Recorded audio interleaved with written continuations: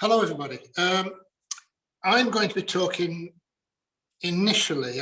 The demo I'm going to do is going to be based around the teapots and these decorative boxes over here. These are both pieces that I've made for years and years. I've made many thousands of these. I love making them. And they're great for filling kilns. You know, you can tuck them under little corners and things. But this idea about Staffordshire and about the potteries really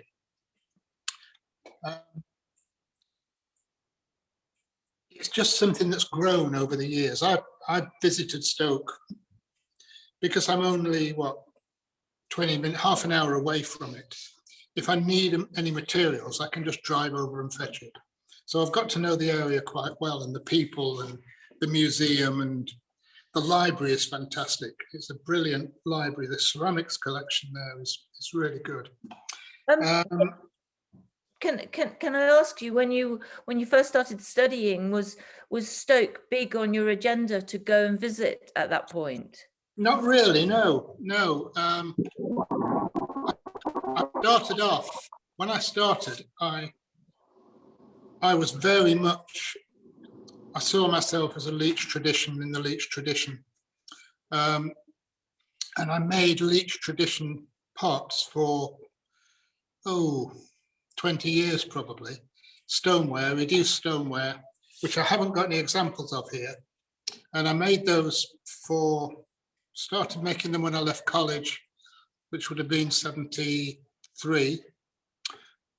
Set up my first workshop and really carried on making exactly what I've been making at college, which were these Leech inspired. They're very indicative, very, everybody in the 70s made this sort of pot, with a few exceptions, Lucy Ree, Hans Coper, that school, but most of the potters I knew and was aware of were making pots in that tradition. And I read the Potter's book very early on when I was going backwards and forwards to college on the bus. And it did have a big effect on me. I've never reread it, I ought to really. But it sort of cemented the idea in my head that I wanted to try and be a potter. It was a very romantic thing to do, you know. It was the time of the good life and back to the land. And can I ask you, at that time were you also interested in archaeology and picking up archaeological pieces? Yeah, that goes back a lot earlier. That goes back to when I was at school. In so fact, I've got some of the pieces here. So they fed into your enthusiasm as well? Not initially. Well, I think they did. I'm not really sure. That again is something that's built over the years. But I mean, this is one of the first pieces I ever had, which is a jug handle from a Roman pot. Wow, beautiful. That actually, it came out of York Minster, came out of the foundations of York Minster. Wow.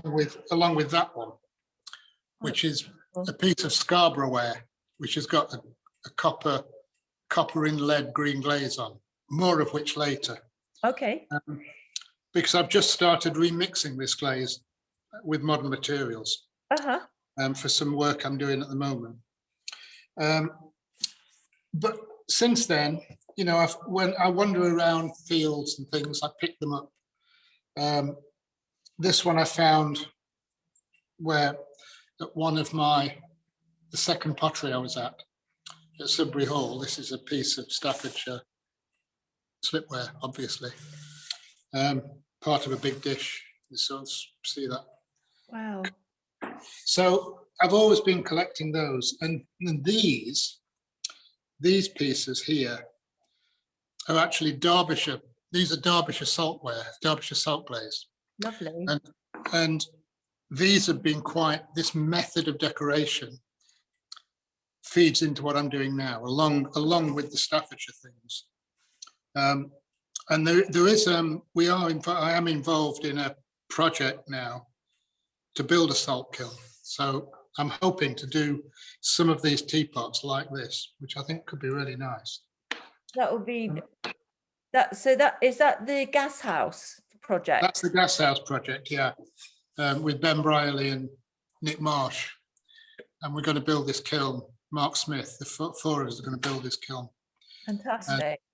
Use it as a sort of community resource, really. So when I don't want to labour this point, but when did you start collecting little bits of shards and bits and pieces? Was that pre going to art school? Oh yeah, this was when I was about 14, and when I was at school, I did art, and we had the possibility of studying architecture as well. So I did A-level architecture, which is something you could do in those days, and I specialised in medieval architecture, in Gothic architecture. Hence, being in York Museum when they were digging the floor up, and the archaeologists giving me these, and that's where it started, really. And I collected things since then. You know, picking things up last week. Yeah. And this is one of the recent ones, which is a piece of a strap handle. I think it's 19th century, I think, not very old. But you can actually see where it's broken. You can see the section of the handle. Yeah. And it's exactly the same as one of the handle sections I use now, which is interesting. This is a lovely little thing. I don't know exactly what it was, but it's extremely delicate. And it's a little extruded and then twisted. Yeah, twist. Yeah, I can see that. With the camera, is it that end? Yeah, you know, that's great. You might be able to see the section. It's like a little trefoil. Yeah, lovely. So I've always collected those. I'm still collecting those, and they feed into it as well, really. Yeah. Those and the interest in history and going to Stoke-on-Trent, and the whole thing comes together in these pots. And when I was starting making teapots, I made some early on, which were very similar to the ones I've been doing in the 70s, and I wasn't really happy with them. And then I went to do a demonstration at Tim Andrews' place down in Devon. And at that time, I was making this, which is the lustered raku that I was making. And this was a terra sigillata surface with lusters on the top, and then raku fired. And you were mixing your own lusters at that point, weren't you? Not really, no. I mean, I was blending my own. I was buying them from Stoke-on-Trent as ready-made lusters, but then mixing them together in different proportions, which give you different colours within reason. The purple one, so you can't really see it on here, but this purpley colour is a mixture, I think, of orange and copper. And that was put directly onto the biscuited surface of the terra sigillata. Yeah, it was. I mean, they're made to go onto a glaze. Yeah, absolutely. I discovered that you could put them onto terra sig, and it would work perfectly well. And then when it's raku fired, it blackens the background between them, and it sort of throws the luster colour out. And I don't know if you can see this here, look, around this edge, where you get heavy reduction. It just alters the quality of the gold. It turns into this sort of slightly purplish. You can see it. Slightly more metallic quality. Yeah, no, you can see it. It's fascinating. That's really interesting. So I was doing that, and I went down to Tim's to do the demonstration. I was thinking at the time about the teapots, just pondering how to develop them and what to do with them. And I found this, which is a silver teapot. And it was in a little antique shop across the road from Tim's. And I went in early one Saturday morning. And this was there, and I asked her how much it was. She said, it's £5, but they don't sell very well. You can have it for £3. So I said, thank you. Bargain. And it's this that pushed me into the direction of making these. Yes, I can see the form. And in fact, the knob The knob. If you that one there, look, Yeah, I made a cast of that, and it's that I use on there. fantastic. So I never got around to doing the spout. I would like to actually make a cast of this, but the beauty of this is that it comes apart because it's just screwed on from underneath. So, and then I started making the teapots. I've now developed, well, I've got 4 in the core range. That one, there's that one, which is quite an early one, and it's covered in dust. But that's closer to the earlier ones I was doing in this rounded shape. Yeah. I was lucky enough when I was a student to have Geoffrey Whiting as an external examiner, as external tutor. He used to come in and do demos for us, and I still use his principles of making teapots. And if anybody out there is interested in teapots, seek out Geoffrey Whiting's article it's in an early ceramic review. It's in one of the black and white versions, so it's really early, but I think it's all online now, so you can find that somewhere. And then there's that shape, which is more of a square. Again, this shape is one that came from I think I found this shape in Stoke Museum.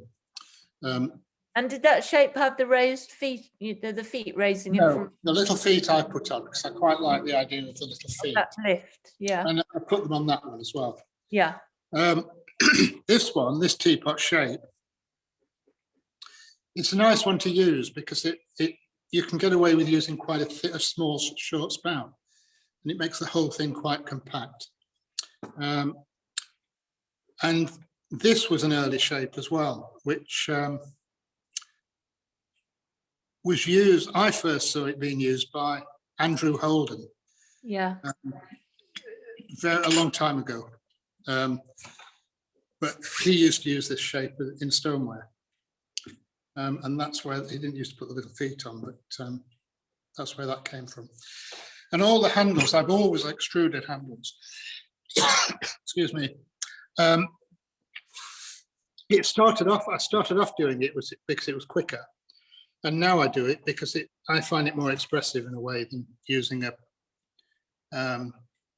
pulled handle. And this one, and on this sort of shape, on this sort of 18th century inspired shape, I think the extruded handle probably works better. Yeah, the precision of it. The precision and the fact that I can put, very precise ribbing on the surface. Yeah, the detailing suits the form. And the boxes, I'm going to make some of these today as well. I mean, these, as I say, I've always made them, and these are the ones I developed alongside this, with these roulette decorations. I'll talk about the roulette later. Yeah. And the impressions. And I started using them for glaze tests. So I'd put very bright glazes inside, which is a bit of a surprise when you open them up. I think anyway. And these boxes, these came along later. I'm doing this alongside the tableware. And these came from a need really to start to decorate again. Because I've decorated, I was decorating quite intensely in the lustre days, and it's always hovering around in the background. And these were decorated, these are sort of decorated, but I wanted to do something more colourful. So that's where these come from. Although I haven't done any of the coloured ones for since before lockdown, which I'll explain later. So anyway, I'm going to make the other teapot now. I'm going to make the fourth one, which is really a version of this, but it's a lot lower. Okay. And the reason I'm going to do that one is because it's got a cast spout, rather than a hand-built spout or a thrown spout. Okay. Yeah, that sounds marvelous. So if we go over there and I'll start quizzing you about the clays and Yeah, everything. clays and glazes. How long have you been working in the studio you're using at the moment? Oh, this is the school studio. Well, I know I've retired now. but you have one nearby, don't you? Yeah, just over there. Yeah. I've been there for, well, I've been here working here for 35 years now. Wow. And I've got, I've always had I've got a little studio at home that I'm moving into, because I've always had a little tiny studio at home. Now I've got a slightly bigger one, which I'm subletting off my son. Now this wheel I'm using a Shimpo, simply because it was easier to get in here than my big Alsager. And it's a strange thing to get used to, really. Everything around it works differently. Beautiful wheel to use once you're used to it. And very, very calming, very relaxing. But I would throw teapots normally on a bat, and this hasn't got a pinned wheel head, so I can't do that. So I'm using this. I don't know if anybody knows about these. This is the Potter's Bat Gripping Solution, it says on it. And Ruslan Tupball told me about these. And you get them from Stoke-on-Trent. It's like a floppy bit of some sort of fabric, rubberized. And you drop it on the wheel head. And where do you get that from? I mean, I know you said Stoke, but any of the this one, pot clays, I know sell them. I don't know if anybody else does, to be honest. I think there's someone there's somebody who makes bats. What does that say on it? What does that say, Batmate? It says Batmate by XCM Studio Tools. So you just wet it thoroughly. I'm hoping this works, by the way. It'd be a disaster if it doesn't. And then put your bat on.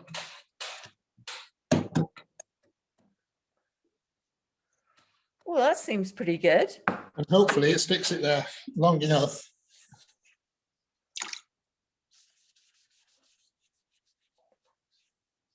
For me to work on it.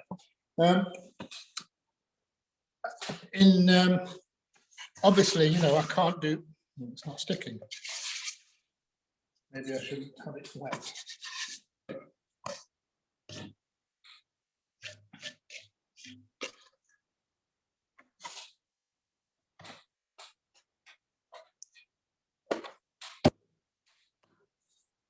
Okay. I threw some pieces. Can I just ask Ian to pan down onto your hands, please? Thank you. Thank you.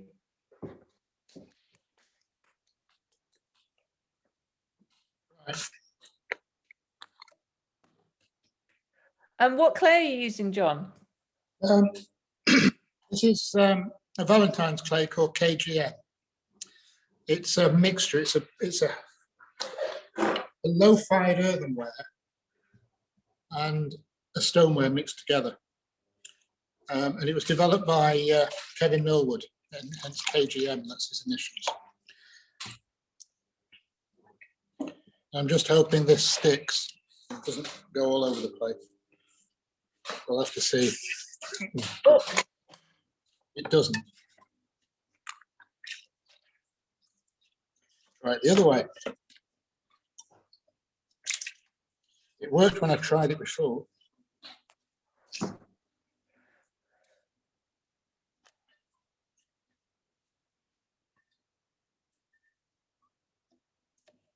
If this doesn't work, I'll have to throw it on the wheel head and destroy it because I can't get it off properly. Okay. But that's all right.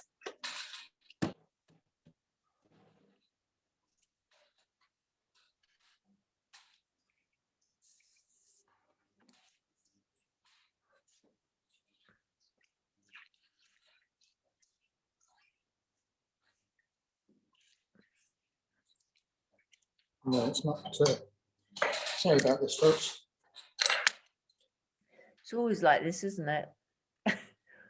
When you Well, it's because I'm working on unfamiliar equipment. You know. yeah, exactly. Not really an excuse, I know. But, that's the reason.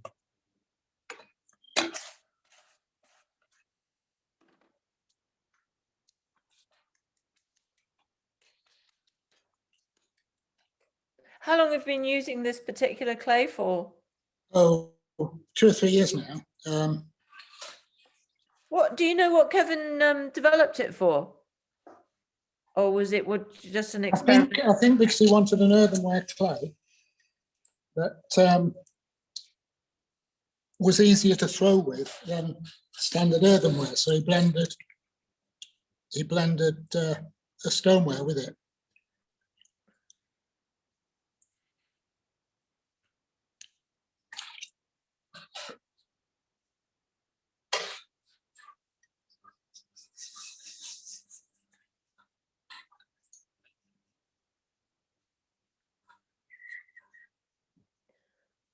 I mean, you spent a lot of time looking at Josiah Wedgwood's work and his brother as well. They ran a craft pottery, didn't they? And where there was a lot of throwing. Initially, yeah, and then he. But that was after he lost his leg, wasn't it? And he couldn't throw. Yeah, and I think it was to do as well with the Lunar Society and meeting people like Matthew Bolton, and the beginnings of industrialization and mechanization, and he recognized that was he that part was the way of to go. Was he part of the Lunar Society? He was, yeah. Was he quite an important part of that society? I think they were all probably equally. This is not in the center, unfortunately. But you get the idea. Yeah.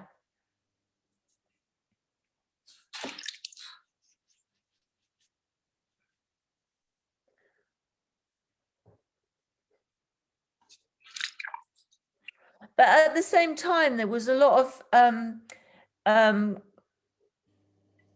handmade cottage industry type work going on, and they used that in combination with the more industrial things that we know now. But it was a great time of change, wasn't it? No, this isn't going to work. Okay. But you get the idea. That's how essentially the right shape. But it's so out of true because this back keeps slipping. I'm going to scrap it. So you're going to just throw it directly onto the back? I'm going to throw it directly onto the back, yeah. Yeah, onto the drill head, yeah. And then I'll have to cut it off. Actually, it's really great for people to see that things were even in expert hands, things go horribly wrong, especially when you're demonstrating. So I'm just going to go over here. You don't need to film this, but I'm just going to cut a little bit of clay.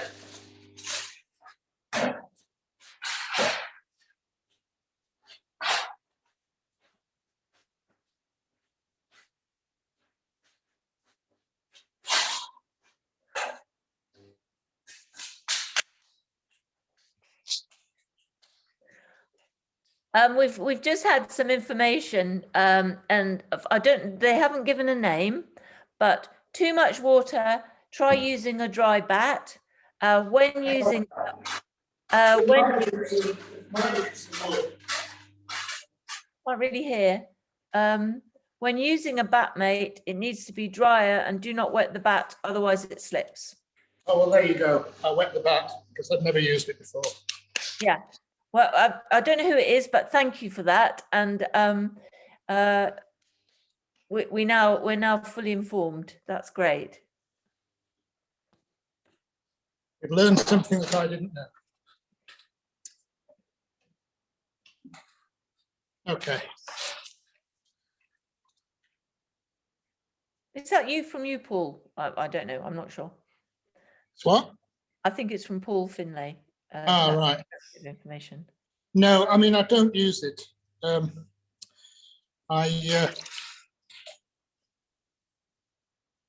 I tend to, well, I've got about 3 studded bats, different sizes.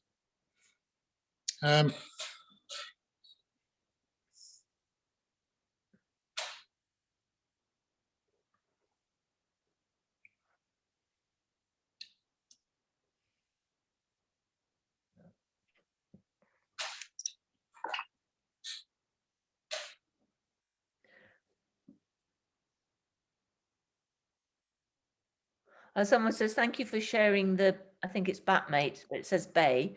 I haven't heard of those before, but we'll try one out. I mean, I have to say, I've never heard of one before either. No, I don't think it's a brilliant solution, but it's much better to either buy a lotus wheelhead or they're about £15 from Scarva. Yeah, what? I've got a lotus wheelhead which I switch over. Yeah, I mean, that's by far the better solution. Yeah. But I don't have one to fit on this wheel.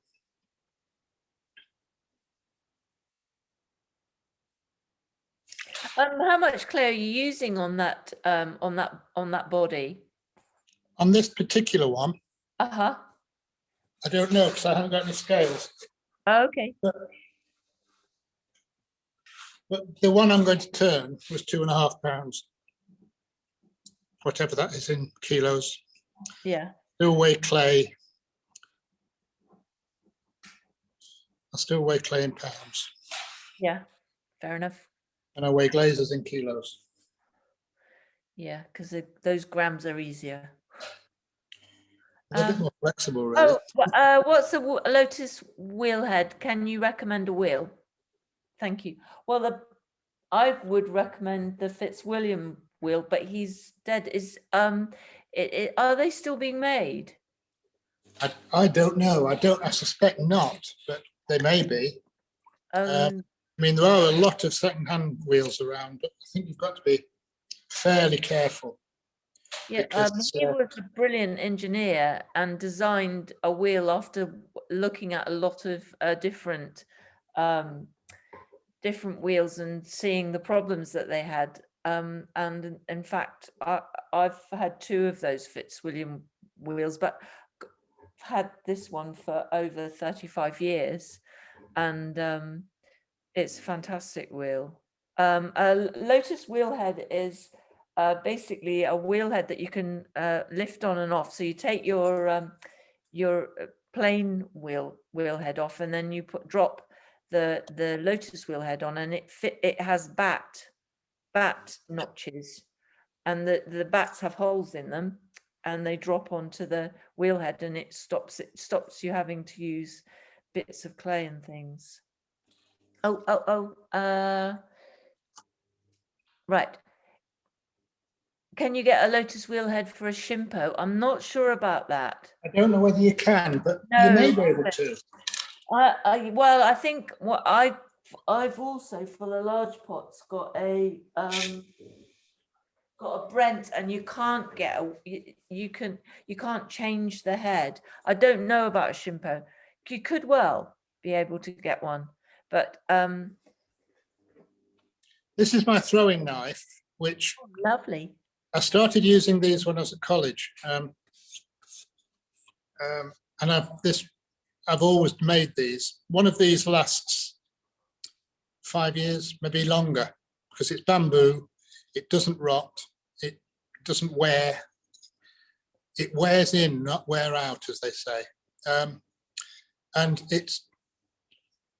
you need a fairly big diameter piece of bamboo. Yeah. And you cut it into that shape with a flat at the end. The flat is generic to start with, but as you use it, it will blend itself with your particular angle that you hold it at. So you can turn under the bottom there. And if it's on a bat, you could almost finish it like that.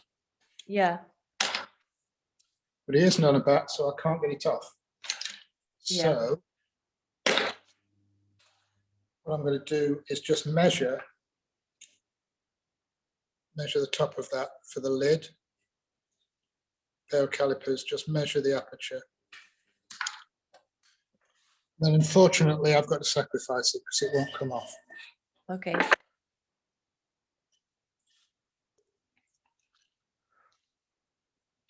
More reclaim. And then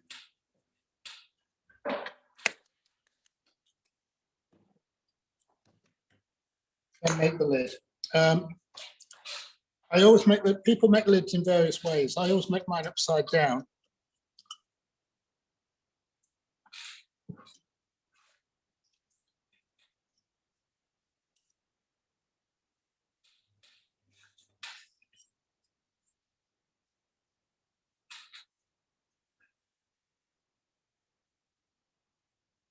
And what weight of clay do you use for the lids? I never weigh them. I just tear bits off. Okay.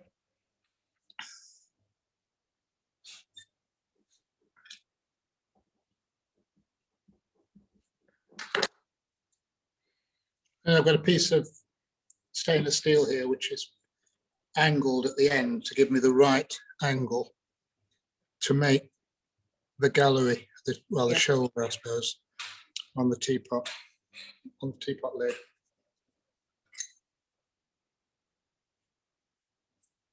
And I want it to just be slightly smaller at the base, at the junction of the flange and the bit that drops in. So there's a little bit of play. Yeah. So it'll be about like that.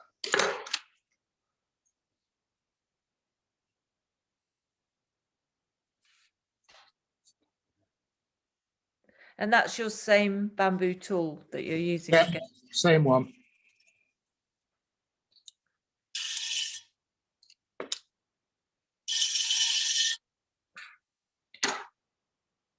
And this is my same.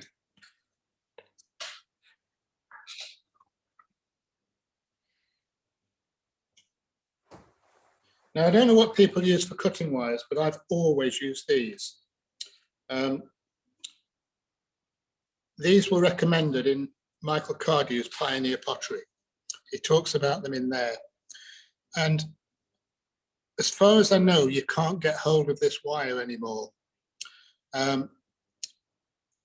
It isn't, well, I say you can't, you can get it, but it's much thicker. You get it from, it's called Elastica, and you get it from fishing tackle shops.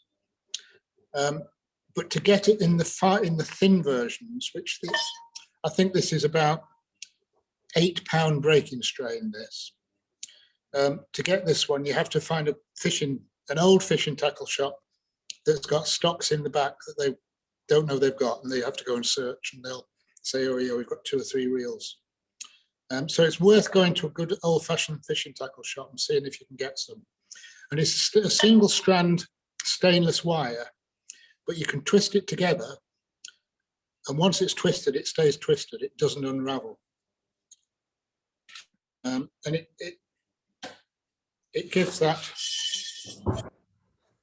characteristic shell pattern underneath mugs that you see. We used to buy this asterate, which I've still got because I bought several reels of it when I found it, and you can twist it together.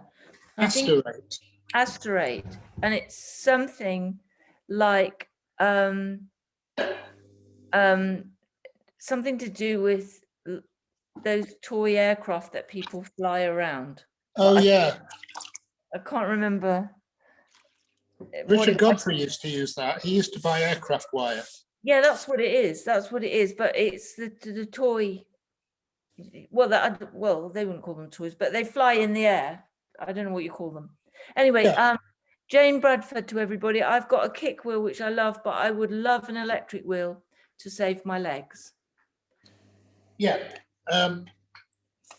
because with a kick wheel, you end up with one leg bigger than the other. Eventually. And actually, it was why Josiah Wedgwood had to move away from throwing because he lost his leg that he was kicking with, or the other one. Well, he had a wheel made. It's in the museum in Stoke. He had a wheel made, which is all wood. Everything is wood, even the wheel head, the spindle, everything. And it's driven by a young boy via a pulley system to a big wheel that this boy used to turn around like this. Wow. And you can go and see that in the museum. I think we need a Stoke-on-Trent museum trip. Yeah, I mean, it's the finest collection of Staffordshire slipware in the country.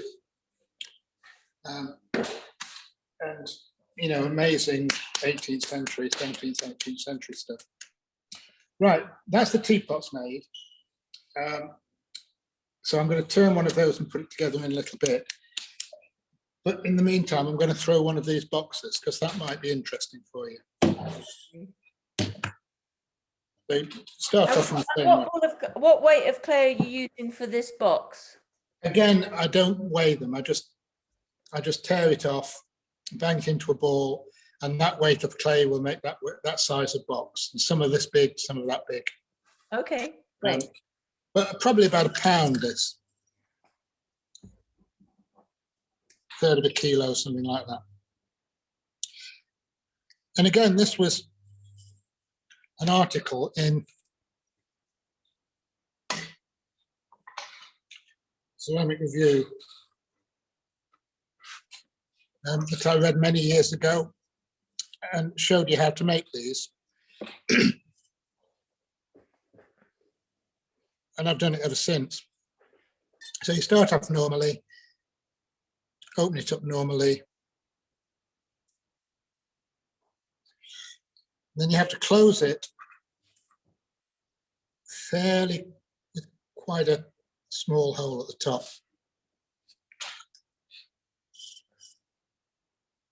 Just sort of delineate where the edge of what the size of the box is going to be. And then this bit at the top, you throw that straight across. I think this might be what we referred to at Shinner's Bridge as the knob and all. That's right, yeah.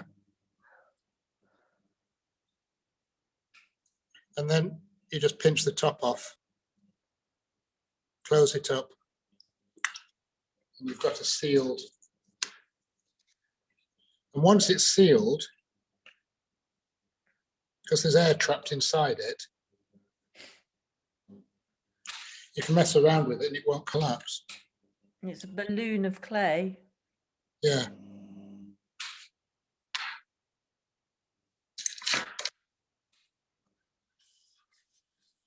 And that's an old credit card you're using. Yeah, well, it's a Curry's know-how card, but it's the same thing.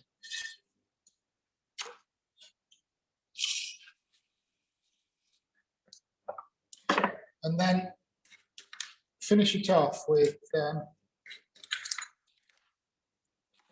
just a, I mean, I've got various bits of these because they get lost in the bottom of the toolbox. That's an old one. It's just a thin piece of perspex. Yeah. Sharpened to a chisel point. That's a bamboo version, which I made because I'd lost this one, but it's turned up. So, and you just decide where you want the lid to go, and just gently press that in.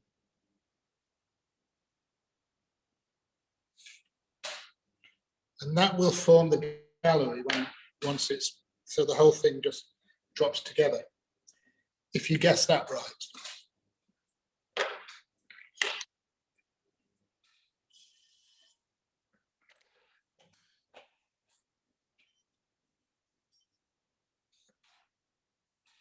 Let's see.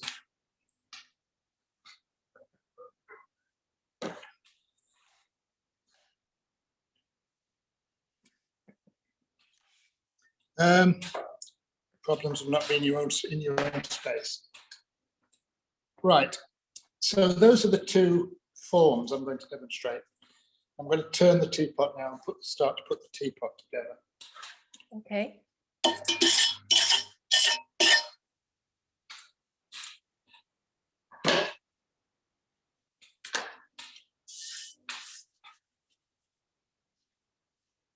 Going back to what sort of wheel, someone was asking about wheels. I think the best thing to do is to try as many as you can before you decide. The mechanics of these Shimpos are amazing. They're really good. But I find the whole thing very cramped. It's got a little tiny wheel tray. I'm used to having a big wheel tray that you can fill up with slots and turnings and then recycle them afterwards. But I know John Jelfs, he had an Alsager, which wore out eventually. He bought one of these, a Shimpo, and he's put it into an Alsager frame with an Alsager trough, tray and everything. And that's really good. So this is the teapot that I made a couple of days ago, which just stiffened up. Yeah. Wired off the bat.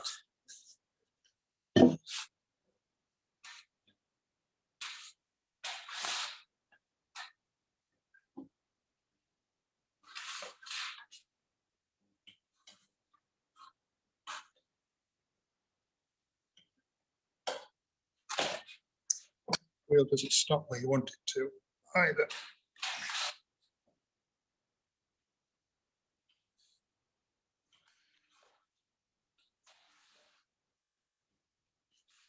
Near enough. Well, I'm just going to refine the form recently. Actually, there's not a lot to do on this, so I'm just going to just sharpen up these angles a little bit.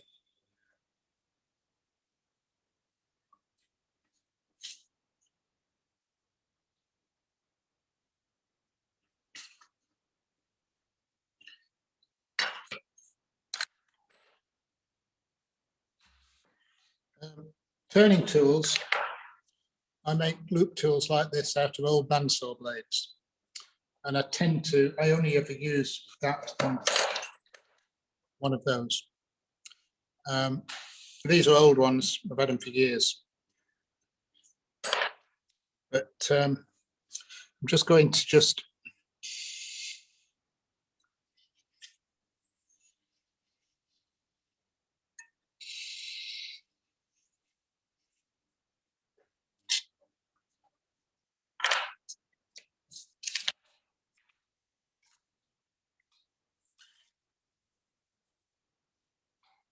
polish that side a little bit. Finish the base with one of these, which is a piece of Perspex. I use a lot of Perspex, just filed into a profile at the bottom. That's one with a sort of double profile. Yeah. Is that in focus? I can't see. That is, yes, that is in focus. Okay. That's excellent. Just wet it. Wet the pot at the bottom. Bit of grot on there.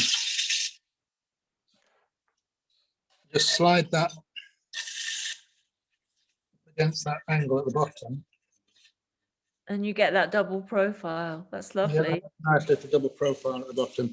You can do this when it's on the, if it's on a bat, you can do that at the throwing stage. Yeah. Now then, where's the roulette? Now then, something that's very important in these is this roulette. Many years ago, I was given a roulette, an old one from a pottery, but it was a much bigger size, and for these I needed something much more delicate. Yeah. Because I'd seen the ones in Stoke, and you can go along there, and there's a case full of old tools. There's a case of amazing extrusion dies, which they made out of porcelain. They're brilliant. But this one, a friend of mine who's an engineer worked out the mathematics behind this. It's quite simple, but it was difficult to get right because it's got these little holes drilled around the edge, but they have to have a certain profile, and it's a third of a circle, I believe. I can't remember. He worked all that out, but it's a third of a circle, and they have to be, or a third of a sphere rather, and they have to be completely equidistant all the way around. Otherwise, it won't work. Okay. And he made this one. This was a recent one. He made this because the old one wore out. So have you got more? Have you got more than one of those? I've got a little box full of them he made. And Because all with different. No, they're all the same. Right. Once it's easy to, once the whole machine's set up to make them, he can make half a dozen in the time it would take him to set the machine up. So Okay. So I've got a lifetime. It's a beautiful tool. It is, yeah. And it, it's really nice working with nice things like this. But use this to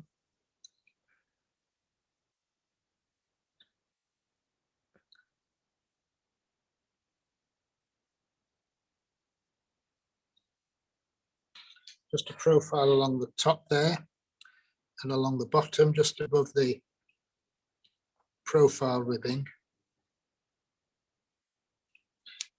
And here as well.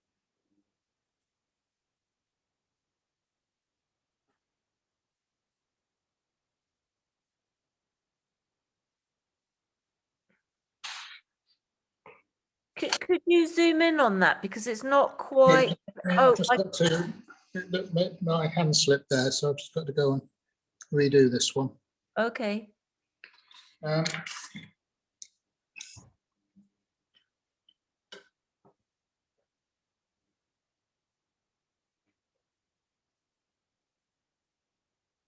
The really magic thing about these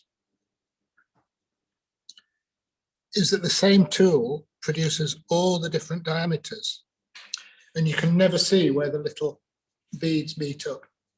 They never overlap.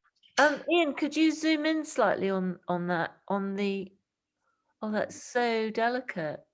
Amazing. That is incredible.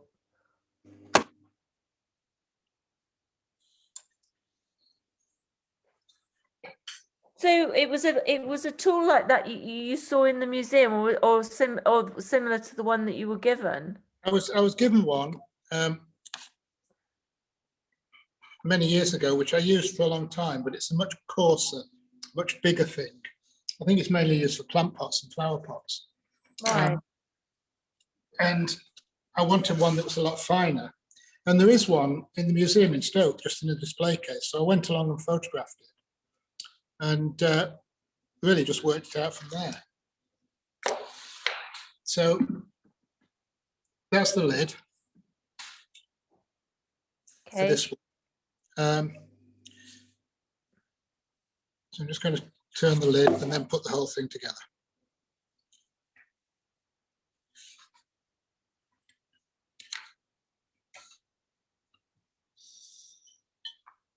I don't want a lot of overlap because it's quite a tight fitting lid.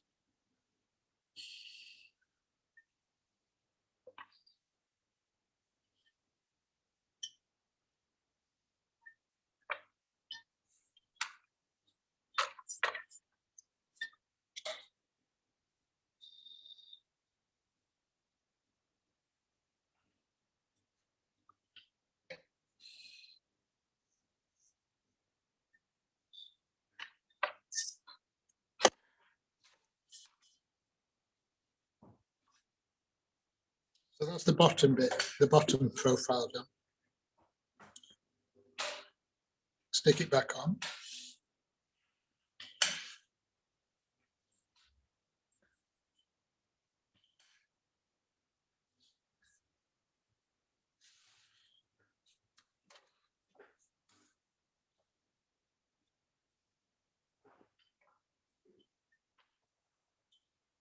And these teapot shapes, John, you spoke about them earlier, but you were influenced by the mid 18th century teapots, which were highly decorative, weren't they? They were. Yeah, they were. And I was looking at one in the Royal Crown Derby Museum down the road from here, and it was covered in little flowers, which is what you associate with that Era. style of pots, really. And I suddenly noticed that the flowers, the center of the flowers, the little black dots, the stamens or whatever, were actually concealing specks in the clay, in the body, little bits of little faults, little bits of wood ash or whatever it was, or coal ash that settled on the glaze.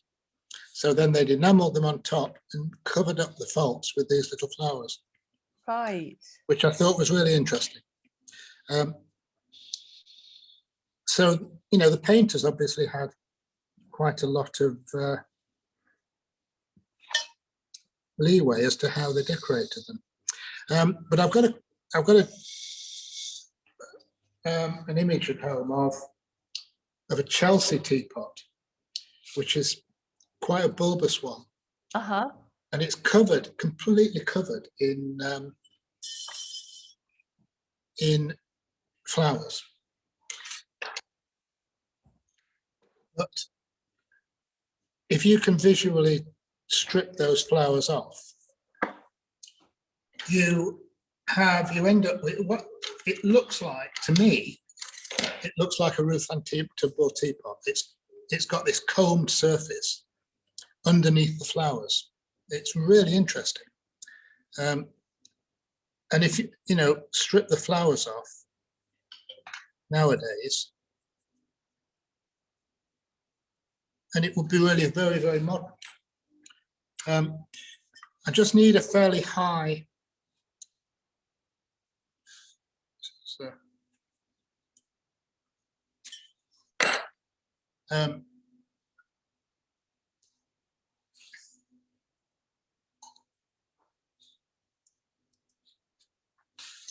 a high stem here, which I can turn down to stick the. I could have left the excess clay underneath the lid, but I would have had to turn it all off. So I now do it like this. And I stick a little bit on there. Oops. I'm going to have to do it another way.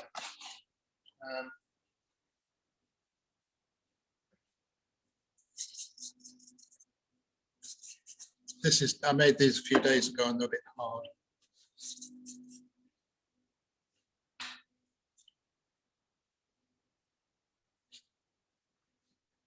So when you've made the body of the teapots and the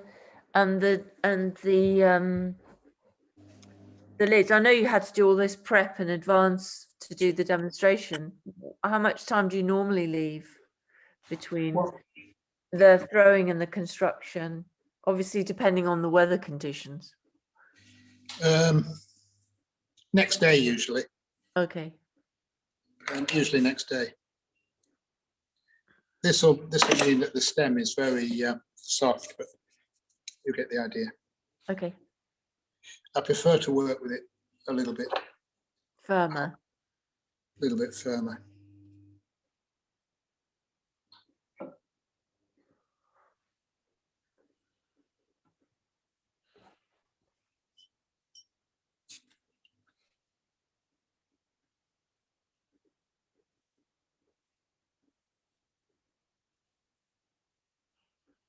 And I used to do them like this, but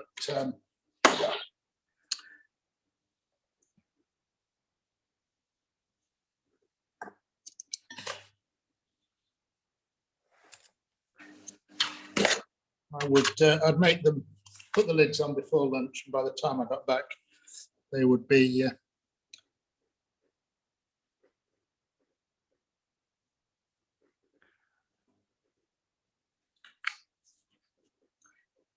they'll be stiffened up enough to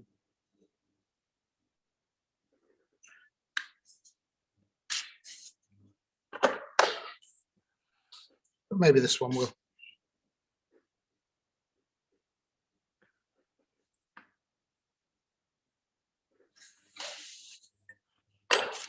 I'm just going to go back. So you're making, this is me kind of asking you about the transition.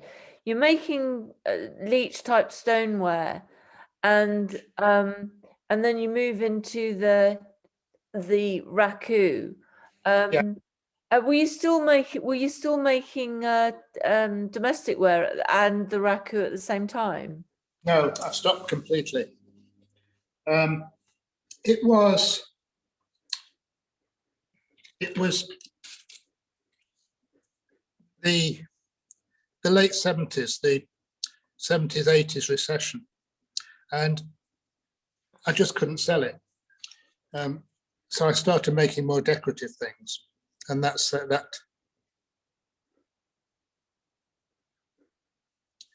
was easier to find a market for. I completely love that tool.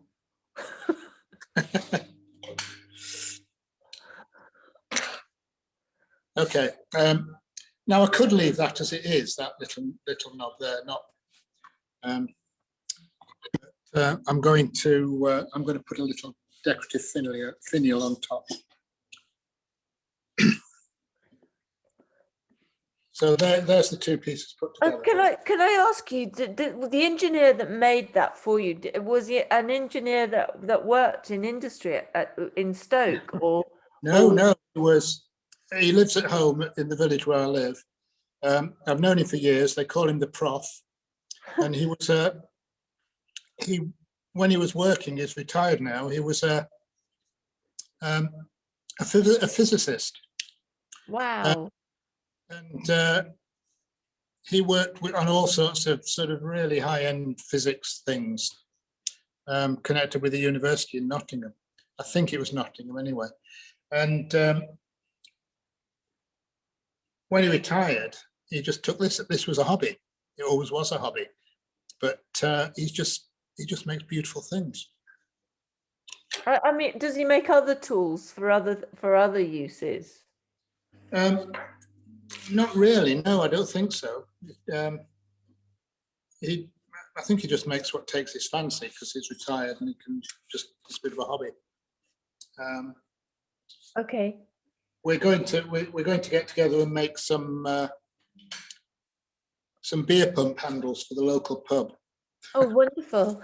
I'm going to extrude these handles and do them in lots of bright colours and put the logo of the pub on them with a transfer. Jane says that roulette gives an exquisite pattern. And can I ask, Ian, when the box is being done, can you really zoom in close when he cuts through, so that we can see what's going on? Is it, if that's okay? Yeah, in a minute, not yet. Yeah, John will tell you when. Okay, I'm just going to turn the surface first. Get rid of all this crappiness down at the bottom. The top's not bad.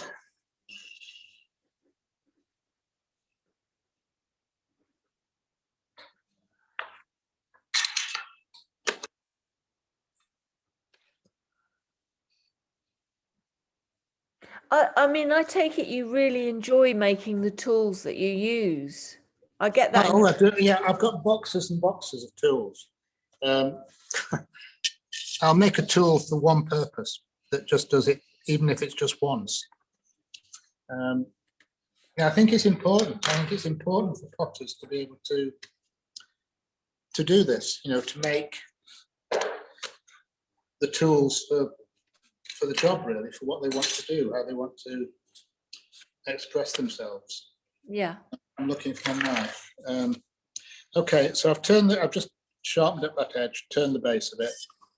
And this is when I'm going to cut the top off. So you need to come down here. Yeah, perfect. So I'm just going to tuck the knife under that edge, under that top edge, under there, and just gently ease it through. I'm getting ready to catch the lid.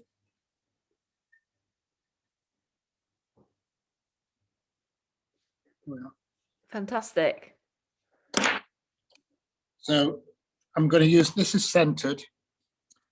I'm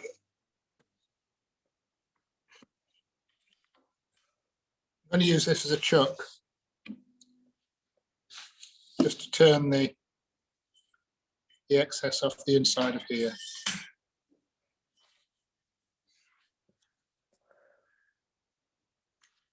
Which I do with this one. So I'm just going to turn that.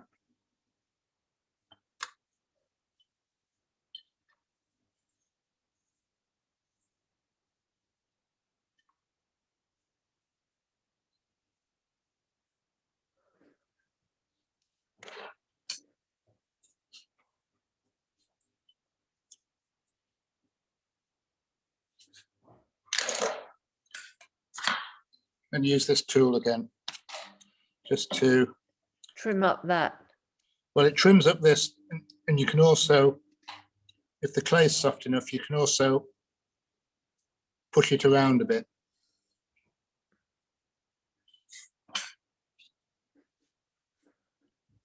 Till that drops on like that. Lovely. Right, could do with it being eased a little bit.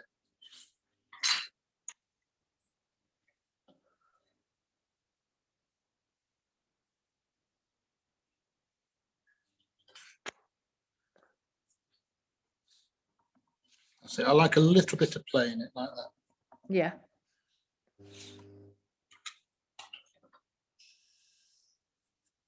Turn up the top where the scar was, where I stuck it down.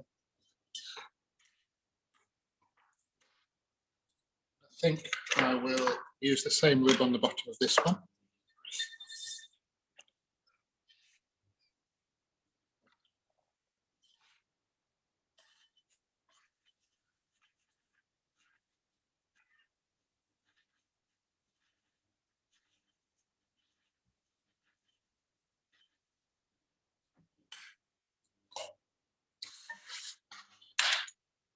It's not working very well.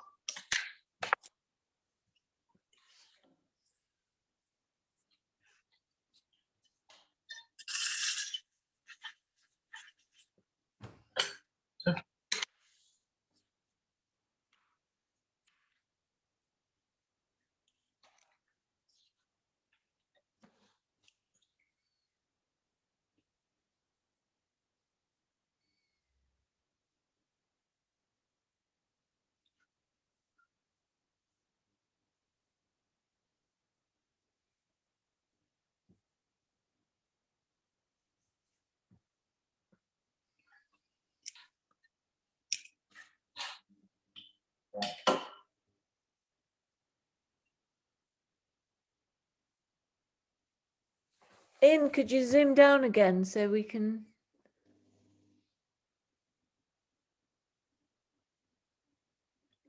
And keep it there. It's amazing. That is just incredible. It's a fantastic tool, John. Thanks for doing that, Ian. And then just go around there with my finger just to. This precision that you have in your work, John, is that reflective of the pots that you look at in Stoke in the museums? Yeah, obviously they're not all like that. I mean, I think the most fantastic pots in the museum are the Toff dishes. Yeah. Huge Thomas Toff chargers, which are just mind-blowingly amazing, really. Yeah. But I mean, I think we talked about this before. Part of the reason I started doing this was because there was this theme of investigation that no one else seemed to be investigating. Kevin de Schwarzy, anyone who knew Kevin, he was also interested in this period, along with, he loved Chinese pots as well. And Wally Keeler is the same. I mean, he's worked a lot with with Wheeldon ware and the that sort of late 18th century stuff in Stoke-on-Trent. And there's another guy, I can't remember his name, but he makes stoneware, which I think makes porcelain, which I think has got a similar feel to it. There's probably more, but you can probably count us all on two hands, two fingers. I suppose, Compared with how many people make things that have an Eastern flavour to them. An Oriental flavour. I think that very much the 18th century side of things was the people's backs were turned on it, especially when Leech first went over to Japan. And it was actually the poet Tagore that suggested that Leech went there, and it was the actual the Elmhursts that paid for him to go to Japan, and I think he was just blown away with what he saw. But unfortunately didn't bring it back and amalgamate it with what was already going on so much, although David, I believe, did start looking. I think David did, but I think I'm right that at one point early on, Leech Bernard may have made slipware. I know Cardew was sort of influenced by that tradition. I mean, Cardew was very much more an English potter, wasn't he, in some respects? Yes, he was much more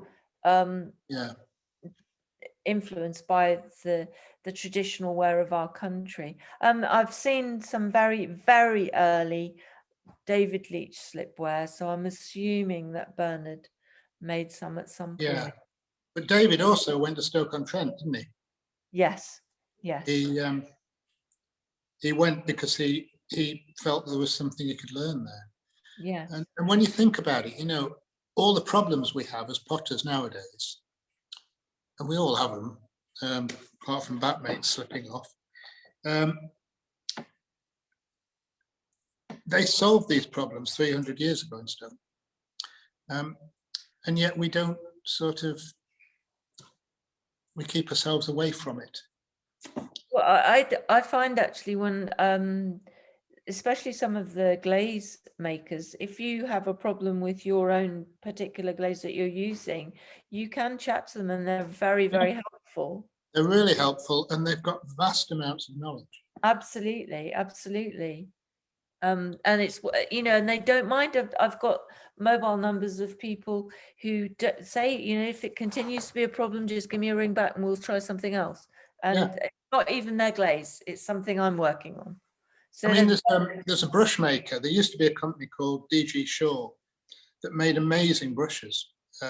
They made brushes for the industry, these sable one strokes and sable liners and squirrel hair, very pointy squirrel hair, banding brushes for gold, all that sort of stuff. And I think they closed in the 80s or early 90s because there wasn't enough interest. There wasn't the industry was closing down and contracting. And somebody went, one of them still makes brushes, one of the people who's employed there. He's got a Facebook page and he makes wonderful brushes. Oh, wow. And you can ring him up and explain what you want and he'll make you a brush. What's his name? I can't remember, but I think if you put brush maker into Facebook, it's somebody the brush maker. I think you if not, give me a ring and I'll find out. Okay, that would be great.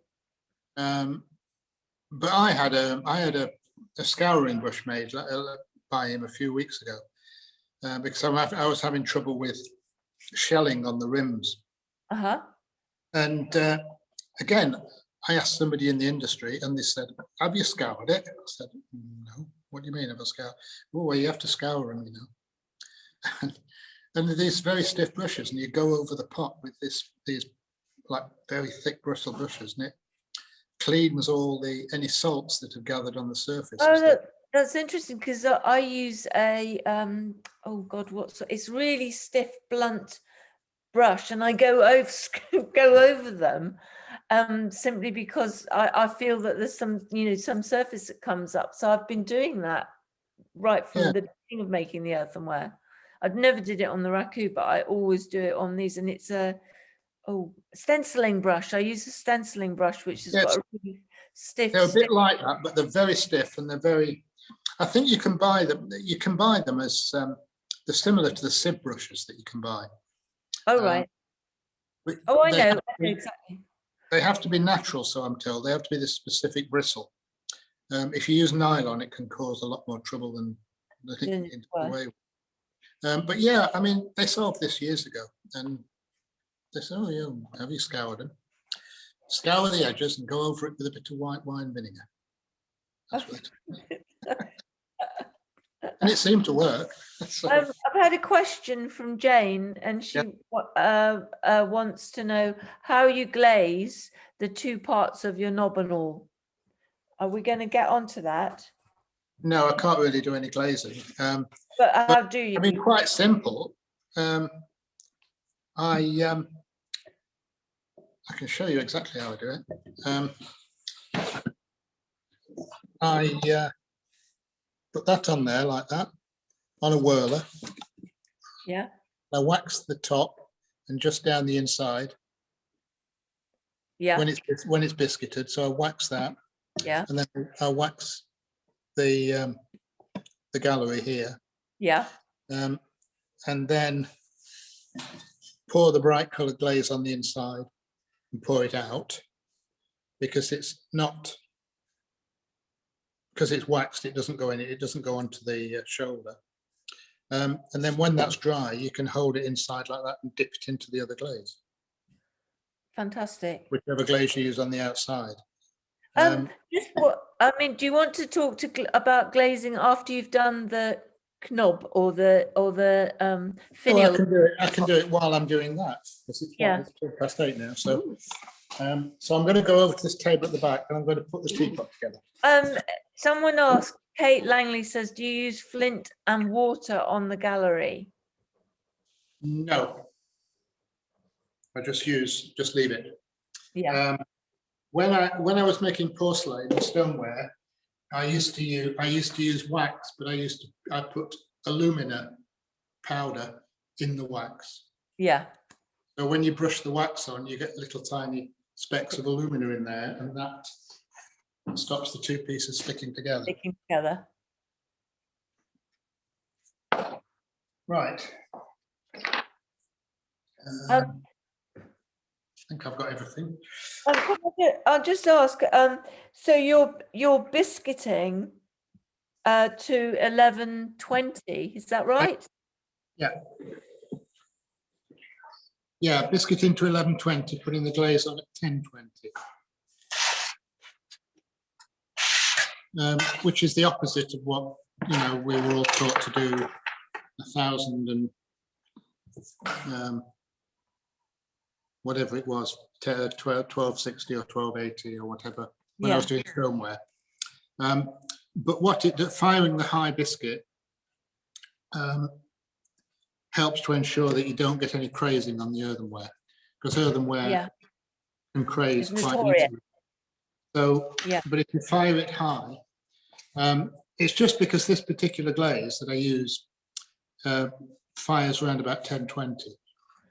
Richard Godfrey used to biscuit at 1,000. He did earthenware, but he glazed at 11:40. His particular glaze was an earthenware glaze which melted at 11:40. So as long as it goes there, it's okay. Excuse me, I've got to have some water.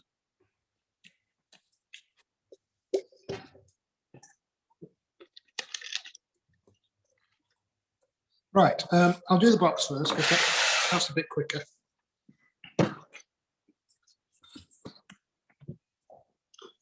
Now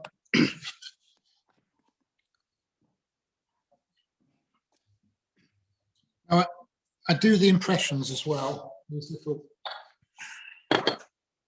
impressed details, and I've got this tool which I Yeah. think it's some sort of engineer's tool. If you keep it really still, can you keep it really still and then focus on it?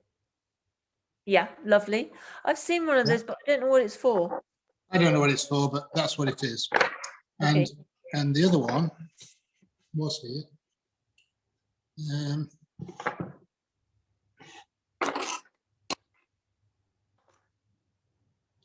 Who's that gone then?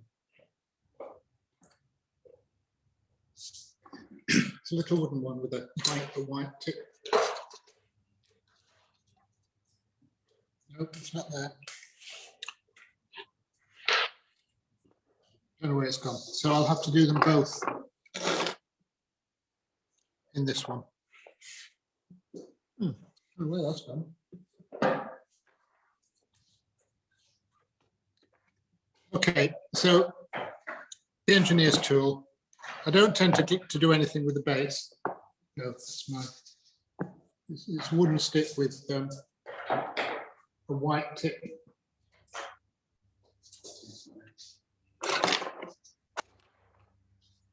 How annoying. Oh well. So I do these. I'll impress. I just impress this in essentially. Oh, it says, Jane says it looks like a drill bit with a burr. It's a burr of some sort, yeah. It's just a spherical burr.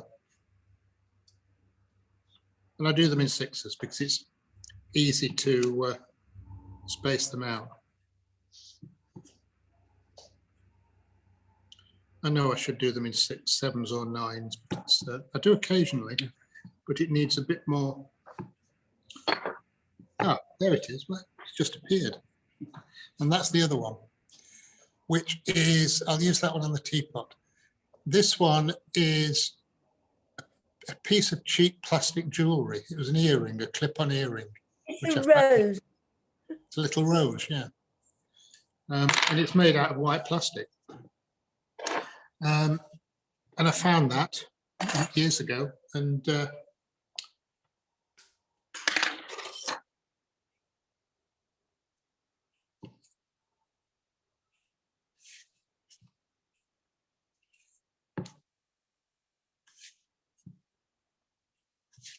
so these little boxes are very quick.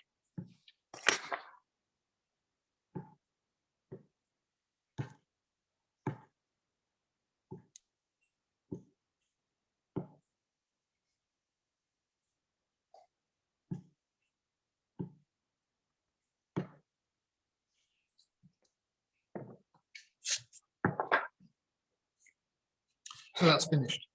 Lovely, lovely. Beautiful. Right, teapot.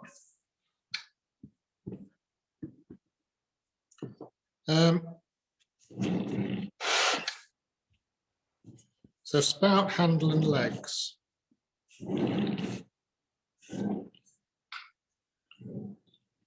Are you putting a finial on the lid, or is that later? No, I'm going to put one on. Yeah. Okay. I'm going to put one on, but I could have left it like that. It's a bit small, isn't it? But it's stiffening up okay.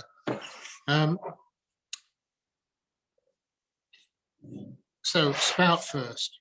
Now, as I said, the spouts I do are slip cast for this, and this is one I poured last night. And it's basically the slip cast spout is the same clay, with sodium silicate in it. Is that right? Yeah, sodium silicate and soda ash. Yeah. It's a Valentine's clay, and if you ring Valentine's, they'll give you the recipe. They provide the casting recipes for lots of their clays. I've got 2 here. This one's a slightly bigger one.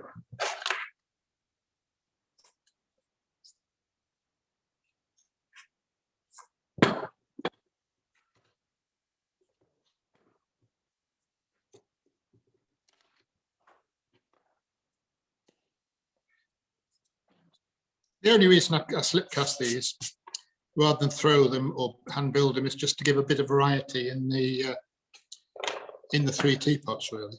Yeah. So whichever one of these looks as though it will, I think that one will be fine on here, actually. So I'll do this one. Now the tool, you know, we're talking about making a tool to just to make things quicker and more precise when I start to build these. I made this little jig, which is a piece of wood with some plastic on it. And I slide the, in fact, I'll probably use this one. Slide the Spout. out into there. And we've just had a question in, do you make your own molds? Yes. Yeah, because it's very simple. This is a simple dropout mold. I mean, anything more complicated, I'd go and get it made. But this is a simple dropout mold. You make a model. In fact, I replace them every 2 or 3 years. And literally, you cast the old cast. You just cast a new thing over the top of that, and then make a lid for it, make a spare for it at the top. It's fairly crude, but it works okay. Now, which one of these am I going to use? This one probably.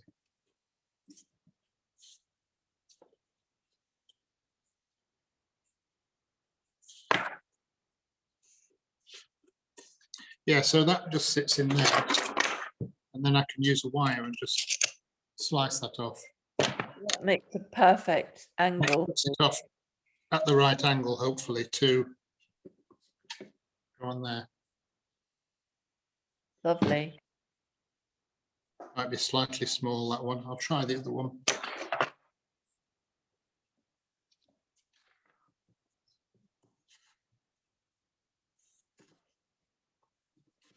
And when you're working, are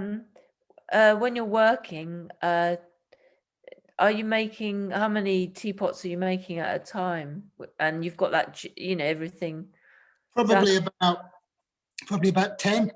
Yeah.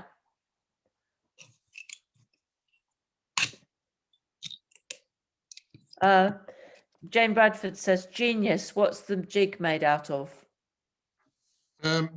It's made out of wood, bit of wood at the bottom, and this is it's foam board, plastic foam board. Okay. It's easy to cut. You can cut it with a craft knife, and it's quite hard wearing. And then just glue the sides on. Yeah, that one's better. It's a little bit bigger. So just going to wet that and offer it up there.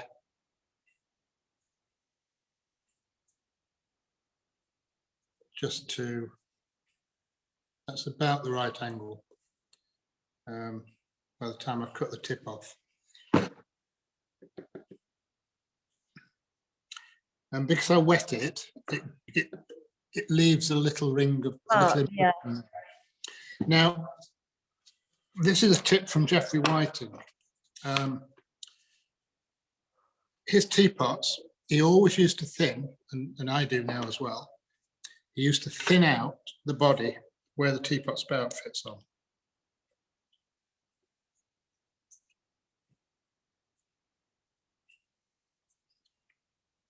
And the reason for doing that? The reason to do this is because got a little curved.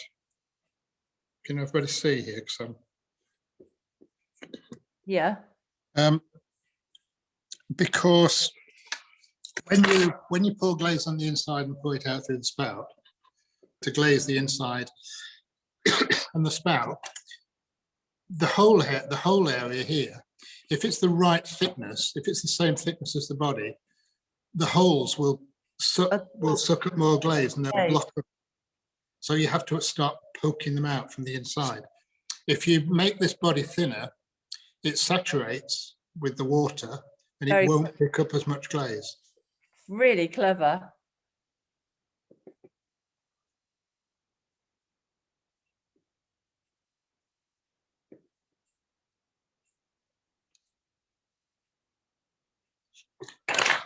Okay. Now, I'm going to cut a grill on this because it's quite a wide area.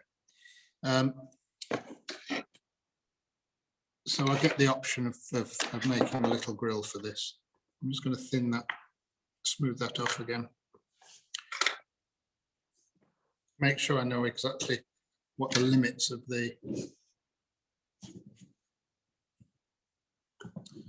spout are going to be, so I don't have a hole outside the spout area.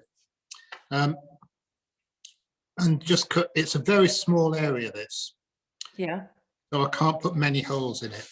If it was a throne teapot, it'd be twice the width, twice the size. You could put a lot of holes in the grill.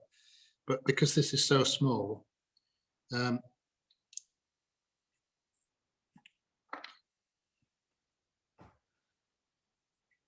this hole cutter, again, is homemade.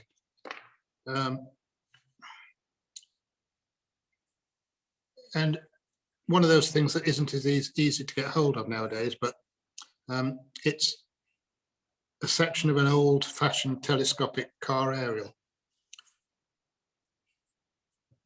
You used to find them lying in the gutter at one time because people used to snap them off. But so there's enough there.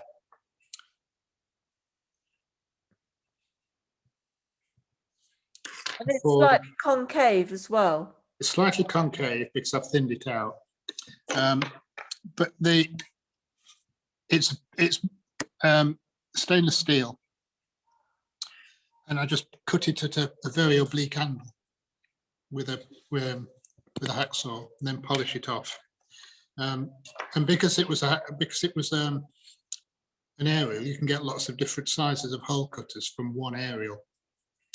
I mean, you can buy a new aerial. You'd have to buy a lot of money, about a tenner, I think, and then you just cut the aerial up, and you get lots of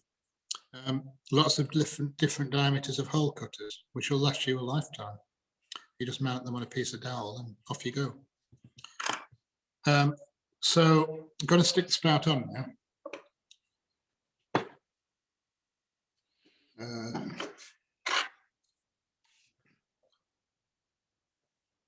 Just going to score the area around there just to make sure.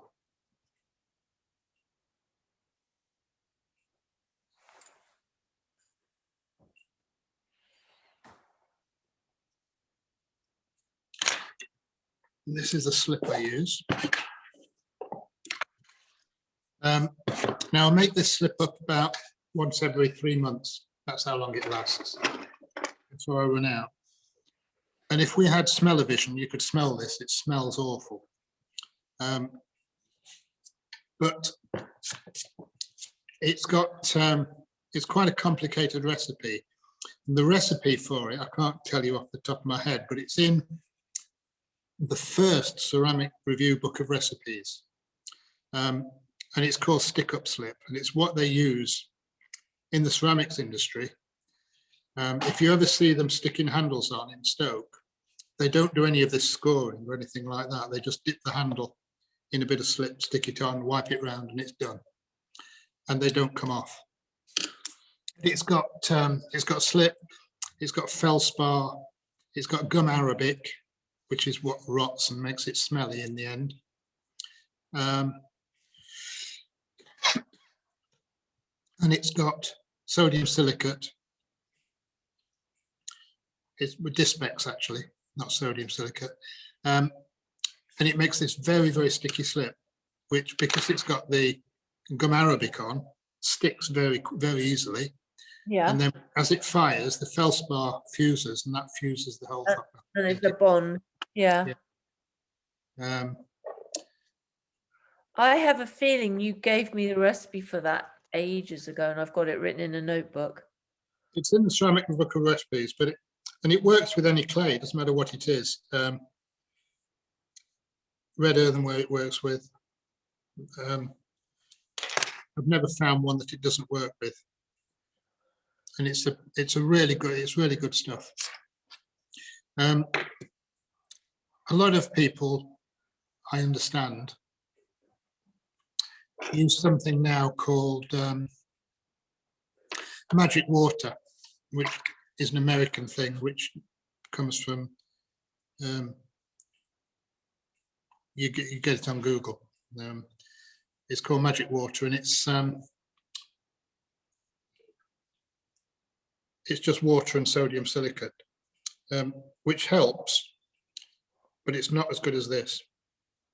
It's also really good if you get minor cracks. You can fill it with this, let it go off, and then just scrape it back. And it doesn't shrink, see, so because of the sodium silicate. Is the book with the recipe in the very first? As far as I know, it's in the very first one. If it isn't in the first one, it's in the second one.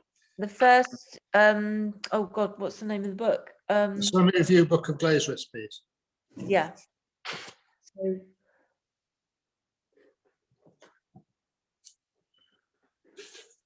which Roger Cockham and I are supposed to be updating at some point, if he remembers that we talked about it. I think he might be watching you, so I think he's just been reminded. It's going online, hopefully. It's not a big job to sort it out. So I'll stick that on and then just go around it with a modelling tool just to. And there's a thank you from Jane for that. For what? For the name of the book. Oh yeah. It's also got in it. You can't buy it new by any. You'll only get it if you go onto eBay or somewhere. eBay or Books or something. I don't think even the CPA have got stocks now. But it's got in it the. Is it the Dora Billington matte earthenware glaze, which is the best matte earthenware glaze there is. Lead sesquisilicate glaze, which is really lovely. And it's matte earthenware glazes are quite rare, but that one works very well.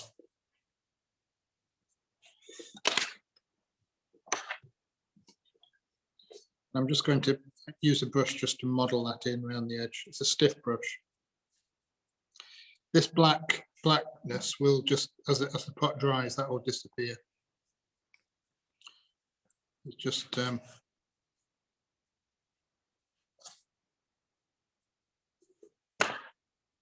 mold. And when when the spout's dried on a bit, I might come back and just settle around that a little bit more, just to. Okay.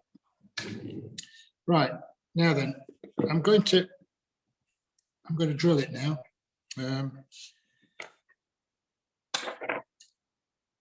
Because it was slip cast, the bottom is solid, obviously, as you can see. So I've got to cut a hole down there into the interior.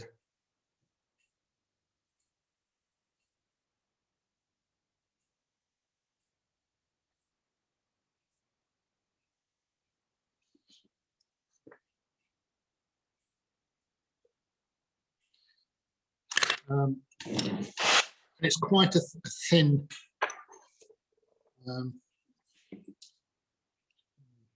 This is sharp enough. You always forget one thing, don't you? Now, one of the other advantages of using a slip cast spout is that it doesn't twist on. Yeah. Those people who've made a thrown spout will know that it continues to twist, or some people say it untwists. Never really worked out which it is. But with one of these, it doesn't, because it's slip cast. It doesn't have a. It doesn't have that torque to it. It doesn't have, no, it doesn't have that. It doesn't have the memory, so it doesn't. So you can cut it square at the end. And it stays square. And it stays square.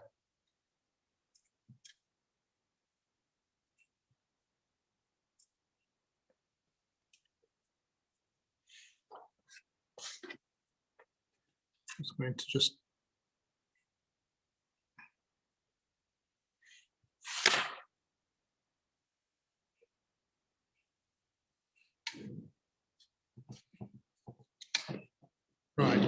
So that's on, it's fairly straight.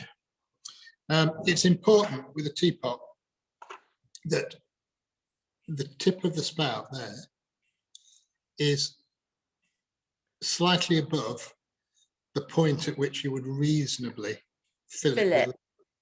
Because if it's too low and it's the tip of the spout is down there, you'll fill it up with tea and it'll start coming out the spout before you fill the teapot up. So you want it just the tip just above. I like it about on a level with that, really. Okay, now it's the handle.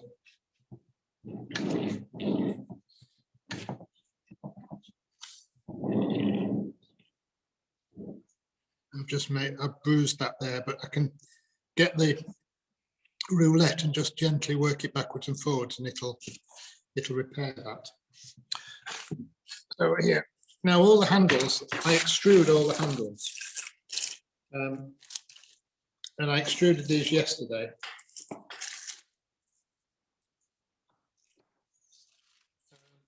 And they've been stiffening up slightly. I hope I'm not gone too stiff. No, not bad.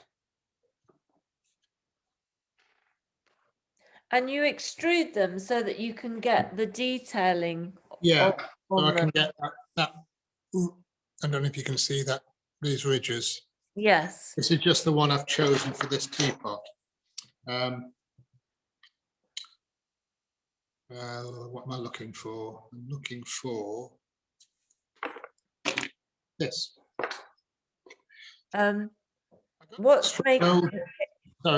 What make of extruder do you use from Paul Finlay? Oh well, the one I've used, the one in the department here, which I'm going to use to extrude some feet in a little while, it's from Pot Clays. I think they had it made. The ones I've got one. I've got three actually. I've got four. I've got one which I have made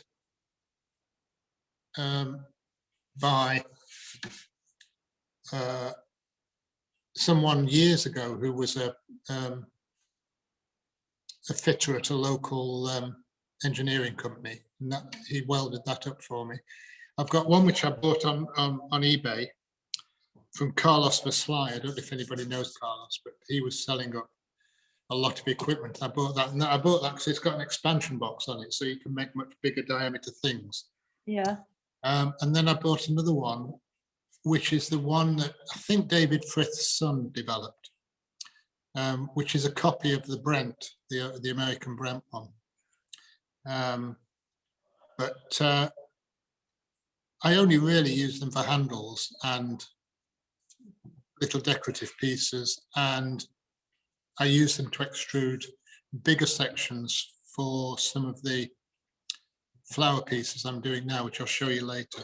Okay. And you do make your own dies, don't you? I do. This is that's not the die I used for this, but that is a die. Another die. This is for a slightly smaller handle. And I always make them out of Perspex. Perspex is a really nice material. It's quite strong, and it polishes beautifully. So when you don't have to really make sure, you just give it a light polish when you've made it. And then the clay, the first time you put the clay through it, it polishes the clay, polishes the die. So you get a nice smooth finish. Lovely. Right, now then, I've got two other tools here. It's just make the whole thing of putting this handle on. I've got this one. Yeah. Which is it's like a turning tool, but it's reversed. And I've got this one, which is a funny thing like that, look. Okay. Which you'll see the reason for. I'm going to just chop the end of this off. I could do this with so I get a nice round section. Lovely. I could do it with a knife and just cut it round and smooth it off, but this is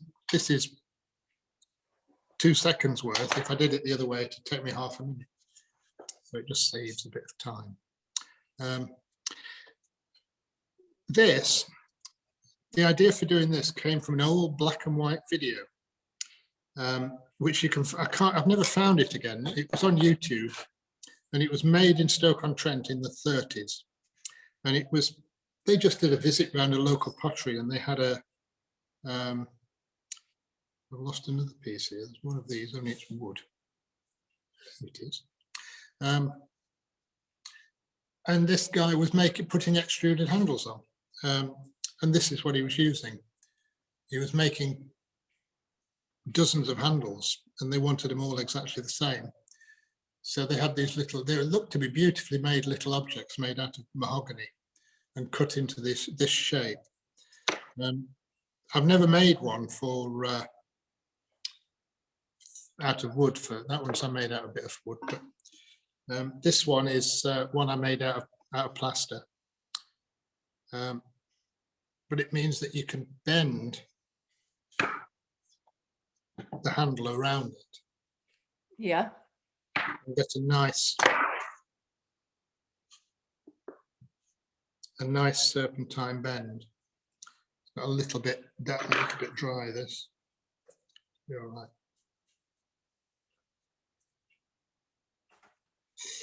So that's going to go on there like that, and then be dropped down there. So I'm going to cut this off temporarily about there. Now, it's important with this type of handle that you overbend it to start with. So it's only, I bent it around that, and then I'm going to bend it a little bit further. The reason for that is because as it becomes relaxed in its relaxed state, you don't want it opening up at all, because you bent it so it's got some memory. As it dries out, it may open up and you get little cracks. So just bend it, overbend it to start with. Just making sure the handle is the same, is opposite the spout.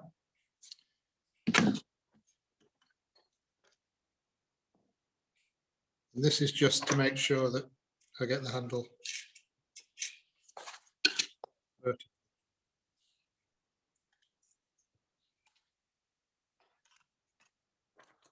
So I'm going to score this area here. And down here. I mean, technically scoring isn't necessary with this slip. But for something like a teapot where there's, you know, the weight involved in hot liquid, I think it's just a bit safer to do it.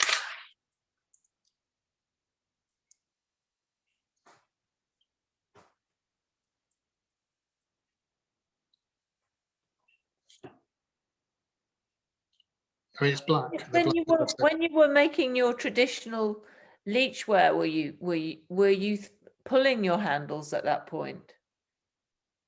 In the very early days I was, and then I started extruding them. And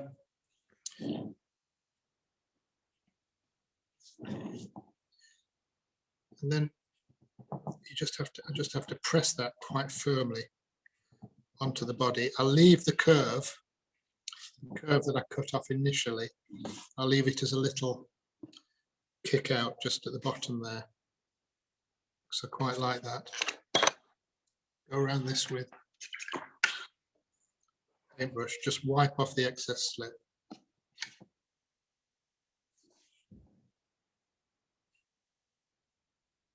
Do you feel that your close proximity to Stoke-on-Trent and your ability to drop in there and chat to people and go and see things, pick things up, do you think that's influenced the way you've worked over the years? Yeah, I'm sure it has. Because you can just drop in somewhere, you know, and just talk to these people. And as I say, they've got so much knowledge that they've built up over a couple of centuries that they'll just pass it on. They'll let you know, they'll tell you, you know. I'm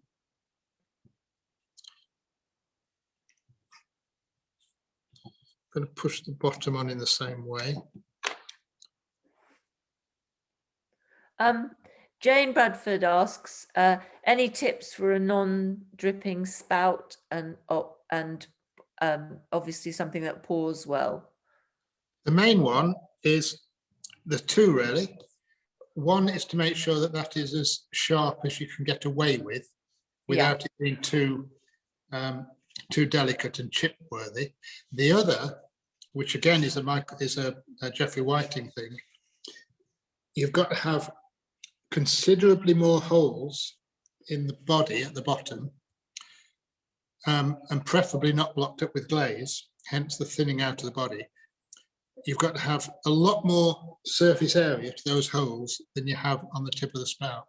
So when you pour the liquid out, you get a build up of pressure in the spout, so that it throws the jet of water forward. And then the sharp edge there, as you tip the teapot back, cuts it off. The flow. Yeah. It doesn't always work, but that's the theory. Yeah. And she also says, I think pot clays sell a handheld extruder. Yeah, they do, but they're really difficult to use. Yeah. I mean, I tried one once. Well, I didn't buy mine from there. I bought it from Aldi, and it's exactly the same thing. But I thought it'd be really quick just to load it up and squeeze out a handle, but they're really difficult to squeeze with clay in. Yeah. So that's thumbed on at the bottom.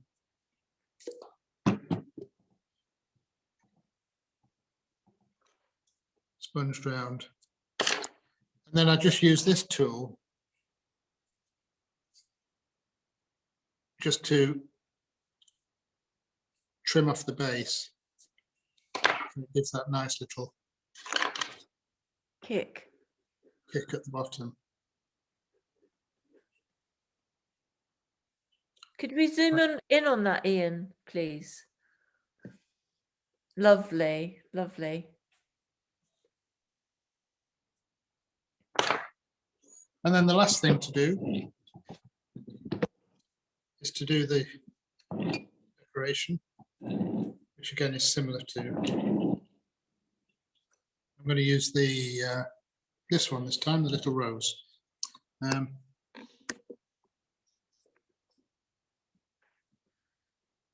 The reason this is laid out in these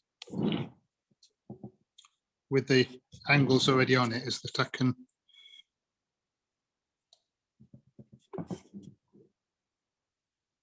use a quick guide to where I need to do the impression. What's your favorite thing that you like making, John? I think teapots.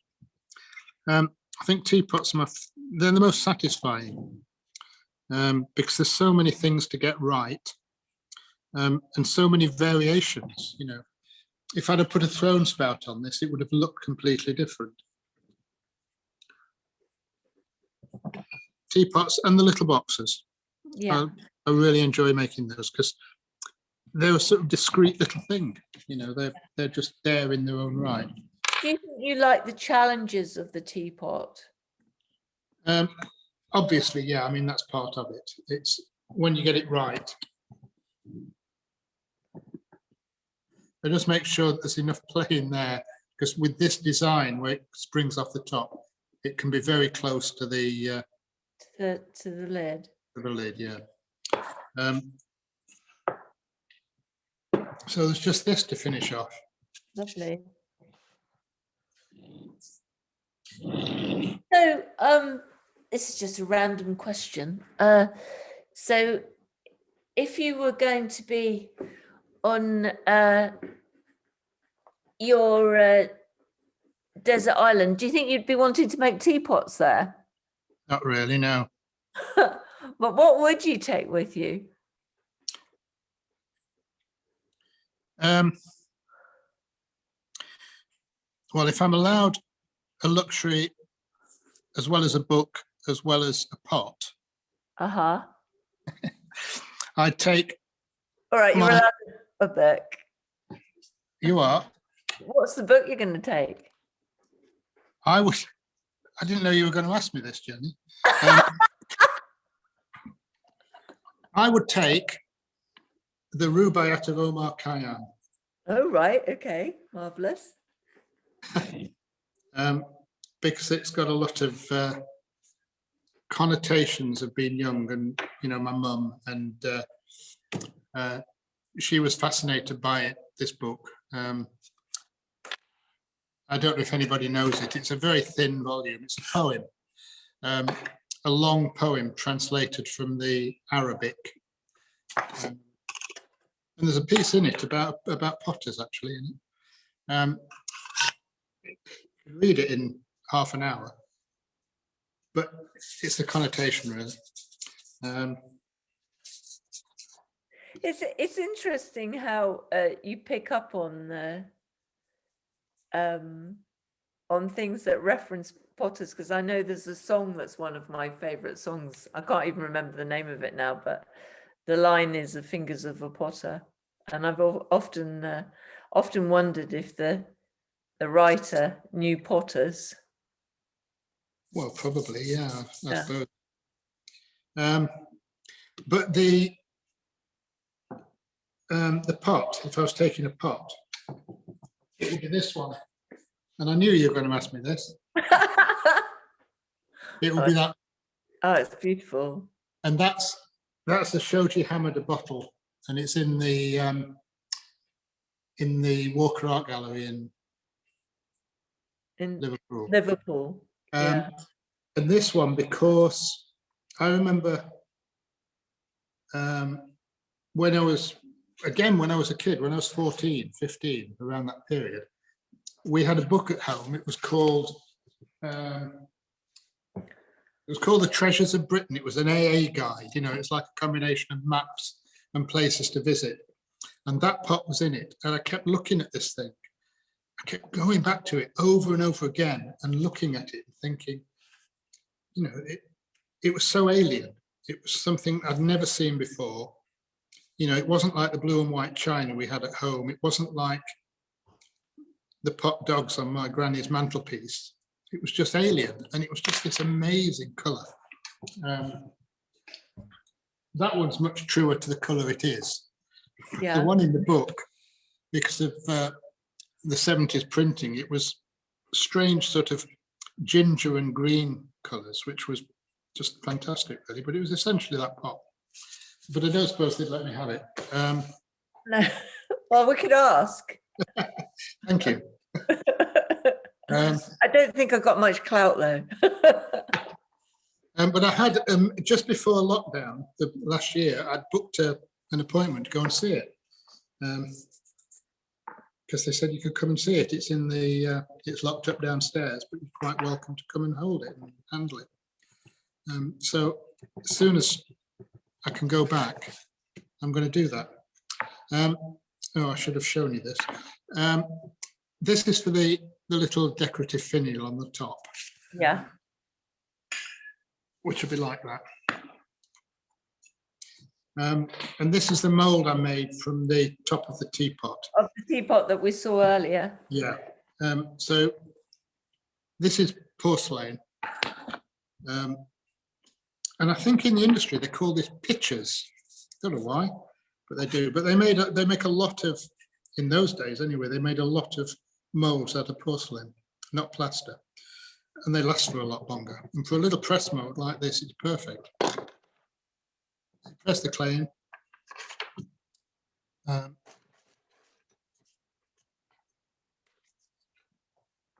Scrape it back with a metal whip just to smooth it off.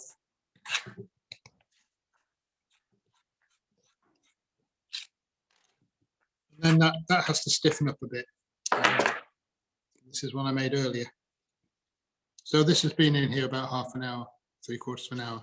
So it'll tip out now. So just use these little sharp feathery bits at the bottom. I just go around that with a brush just to soften those off. You could use a spoon, use a sponge, but a brush does the job a bit more delicately, I think, than a sponge would.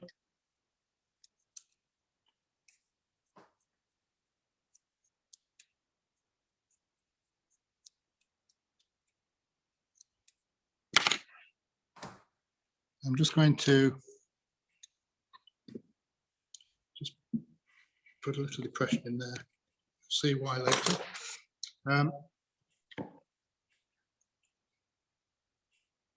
Double slip on there.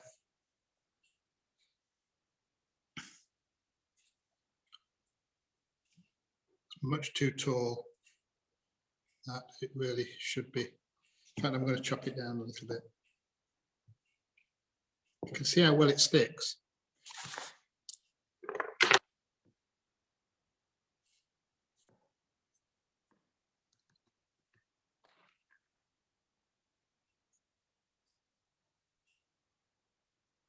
I mean, that had grabbed, this stuff had grabbed the.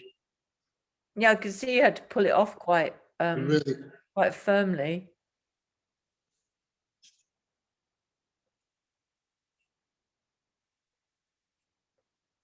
it's a little fatter than I would normally have them, but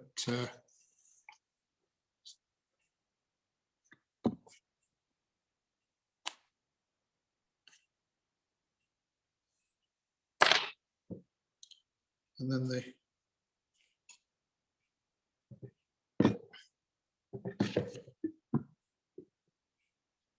final bit is just this little.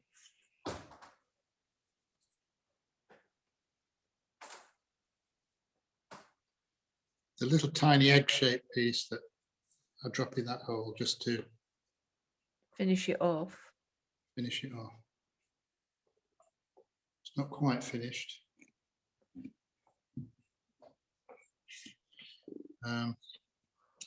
Because I have to make a hole, which I'm going to put under the handle there. Just drill a little hole in there.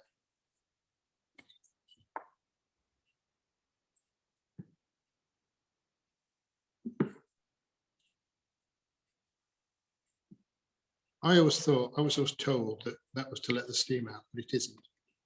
It's to let the air in when the liquid comes out of the spout, because that's another reason that it may dribble. Because Splatter. the steam and the water, the tea, on there, if the lid is reasonably well fitting, makes a seal around there, so nothing can get in.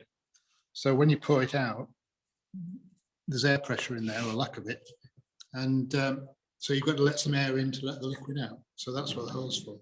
That's lovely, John. Really lovely. So that's it really for the demonstration side of it. So I've got these to show you. Let me wash my hands. Oh, give them a quick rub.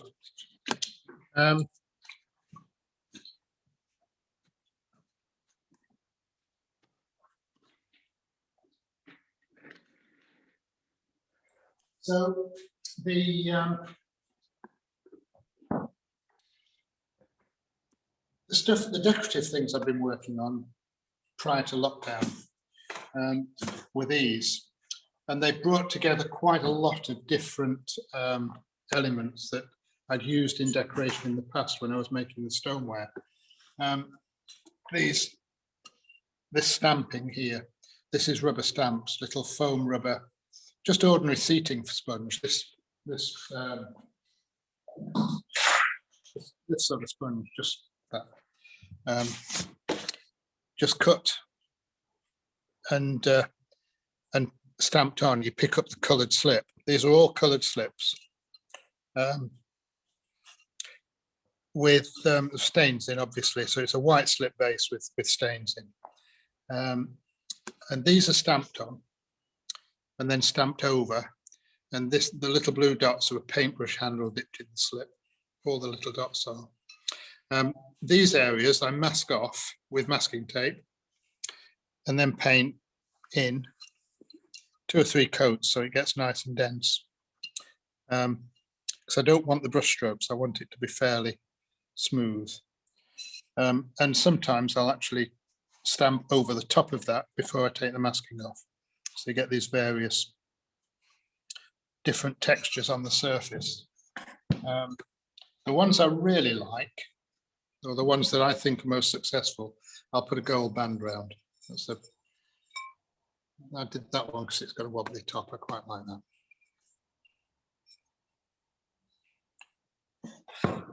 we're talking about the graffiti. Yes. Ian's son here, when he was about, oh, I don't know, 5, was in here once, and he was just scribbling on the side of a plant chest, and he drew this shape, which I thought was really lovely, and it's this shape here. And it was that, and then he drew these tails on it. I don't know what it was. We ought to ask him. And I've used it consistently in various forms. This one is, again, masked off, a bit of stamping, just a wipe of black slip with a finger or a brush, dots. And then this is done with a pastel, with a chalk pastel made out of body stain, glaze stain. I'll do these little lines. I mean, it's just whatever I feel like doing at the time. That one is the one I think is one of the nicest ones I've made. I love this sort of slightly see-through green, almost like a sea green, this looks like some sort of sea creature. And this shape was over in my workshop. I've got a lot of glass laboratory ware on a shelf, which I use occasionally. I use it for measuring liquids and stuff. And this was based on one of those originally, and it's gradually changed. That one is the handle former that I used to make the handle. Oh right, it's fascinating. What else is there on here? I had what? Oh, that's the. Are you at all influenced by any of the printmakers or people that make collage?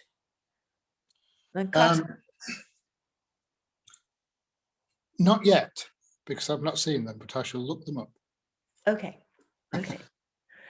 Would you like to take some questions from the floor? Just want to show you something else first. Okay. Time. These, just prior to. Oh yes. Just prior to lockdown, I did an exhibition at Cheltenham Spa Museum, and they asked me to go in and go through their archives, go through the things, and find an object that I wanted to reinterpret. And the object I chose was a Dutch Delft flower brick. Yes. This was the first one I made. And I decorated it, like I was doing at the time there. And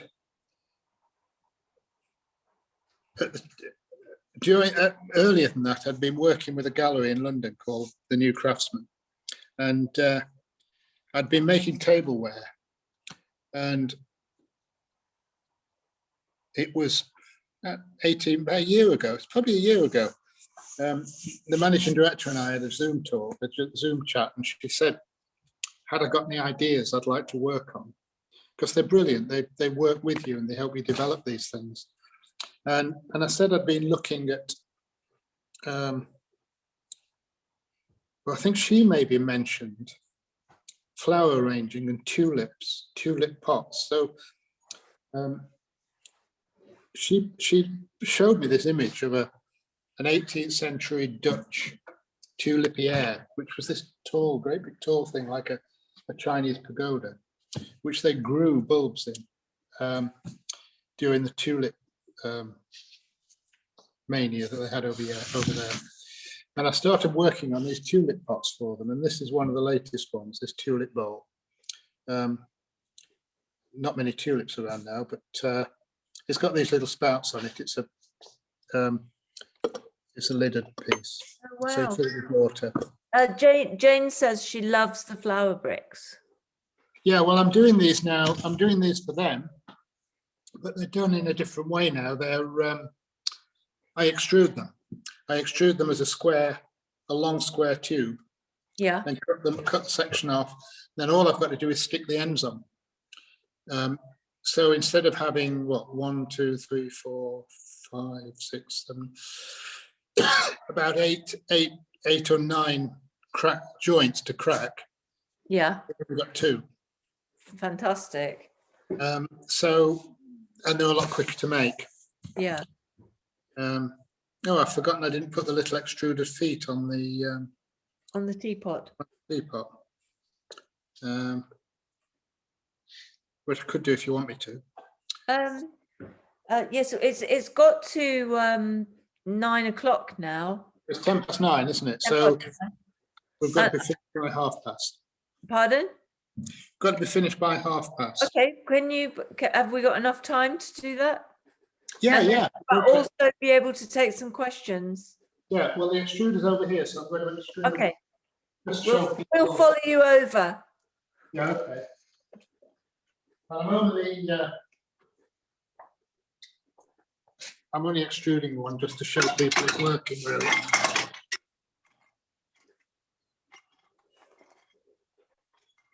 So this is how I do the handles, but this is the feet. The feet. So it comes out as a little sort of I don't know what you describe that as. Be careful of that, Ian. I've walked into that so many times. And then I, while it's still wet, put it down on a smoothish surface. This isn't that clean, and then roll it like that in 2 different directions. So you get this sort of twisted barley sugar thing, and then let it stiffen up. And then back over here.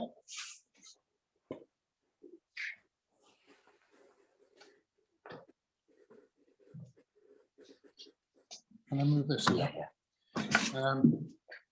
And then I use this. I use this a lot. These are the ones that have been stiffened up.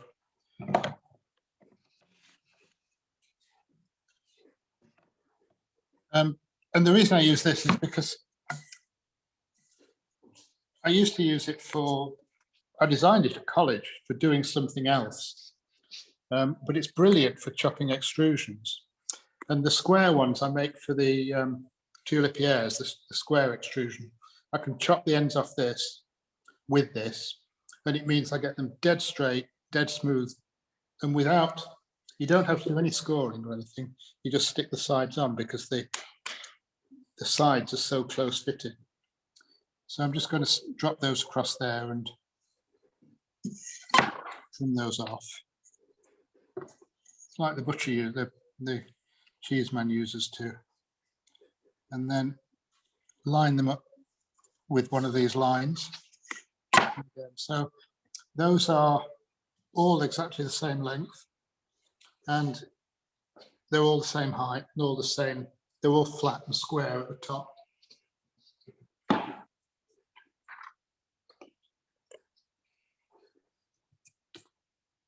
So just get some slip. Because this is flat and this is flat, I can stick that on there.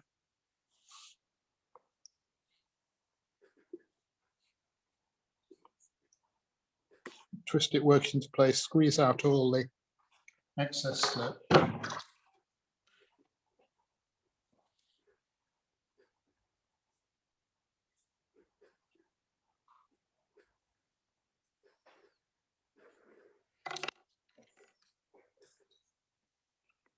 One about there and one about there,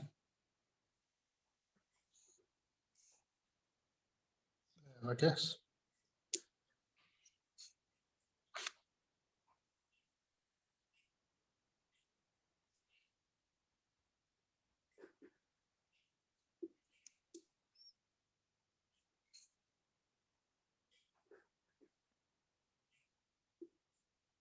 That's stuck now, look.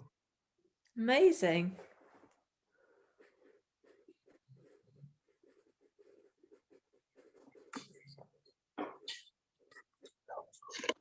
Wonderful.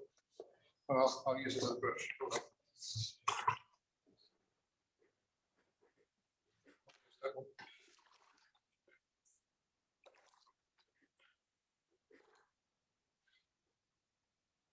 What first made you decide you wanted to put these little raised feet on your teapots? Mick Casson used to do it. I've seen it on several of his teapots, and I quite liked it. So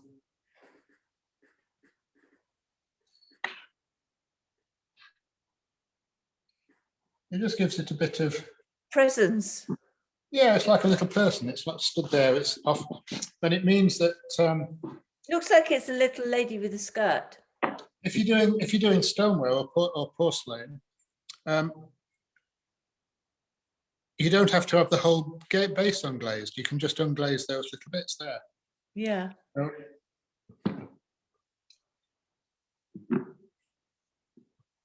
So that's it. Beautiful. Absolutely beautiful, John. It's all right. Thank you. Thank It's a you. little bit knocked about because I've been talking, not concentrating. But should put some. Someone's just asked. Oh, it's Jane again. Who helped you design the flower bowl? Nobody. I had the initial chat with the manager director from New Craftsman, and then went away with a sketchbook and did a few prototypes. Yeah. And then went from there. Really took them down. Well, we had to do it by Zoom, really, and then we went with that. And the first ones I made were quite tall. This is the new ones, which are wider and flatter, and they wanted everyone different. Yeah. So the next batch I do, I'm going to have to think again what I do next. Jane says fabulous, and then Paul says really like the addition of the extruded feet, and lovely. And Sandra says lovely, thank you, so inspiring. Got to say goodbye from Somerset. That's all right. Robert Damerel says very enjoyable demonstration, thank you. Is there any chance you could pass on the stick up slit recipes to CCGG? If I can, yeah. Well, if you email it to me, I can Email it to you. Yeah, you might have to remind me. Yeah, I will. I will. Yes, yeah, I can do that. You definitely gave it to me. It's in one of my notebooks somewhere. But you have to follow the instructions to the letter. Precisely. Yeah, yeah. And you need some Epsom salts as well. I think actually you were trying to remember them because we were at Hatfield. Yeah. Yeah. And got Debbie Coates, really inspiring. Thank you so much for sharing your process. Christine Boswell Monday, really interesting evening. Thank you. And can we ask everyone to unmute now and maybe ask questions directly? And Gwenda Jones, thank you so much for sharing so many top tips. Jane Alexander, inspiring, fantastic demonstration. Thank you. Thank you. Does anybody want to ask directly? I would like to just ask Jenny, if I may, if we could have another look at the beautiful tulipier, is it that you called it? So beautiful. Yeah, the big flower. Oh, it's just beautiful. I love that. Fantastic. I mean, I'd like to do some in different colours. They want them all in white, but I'd like to do. I might do some for myself just to. I think they'd look really nice in different colours, but they like them in white. Heather says superb demo. Thank you very much. That's quite all right, Heather. So, can I just ask something? Thank you very much indeed for your lovely demonstration. I'm from Midland Potters Association, and thank you very much for inviting us. It's really appreciated. And can I just ask you, do you plan your day or your week to say, right, I'm going to do just teapots this week, or I'm going to do just, how do you plan your day? I mean, it depends what I have to do. Next week I'm making coasters. Okay. I'm making an order for new craftsmen they've had in. Somebody wants me to make 40 coasters with the stamp decoration on them. So that's what I'll be doing next week. And I tend to work in 2-day blocks. I'll throw one day, turn the next, throw one day, turn the next, and then Friday, just tidy up. Or if there's nothing to do, have a day off. Mhm. I only work on weekends now. If I have Stephen, But going back to you just mentioned Midland Potters. Yes. I was the Peter Ilsley, who some of you may remember. He's not with us Yes. anymore. Peter and I were the founder members of Midland Potters. I was member number 1. Really wonderful. Yes, I'm so happy to meet you at last. It was founded at Sudbury Hall, the National Trust House down the road here in Derby. Thank you very much. Can I just ask you, have you ever taken any students, or would you contemplate taking any students who would want to learn for a short time or a long time? I've thought about it occasionally. I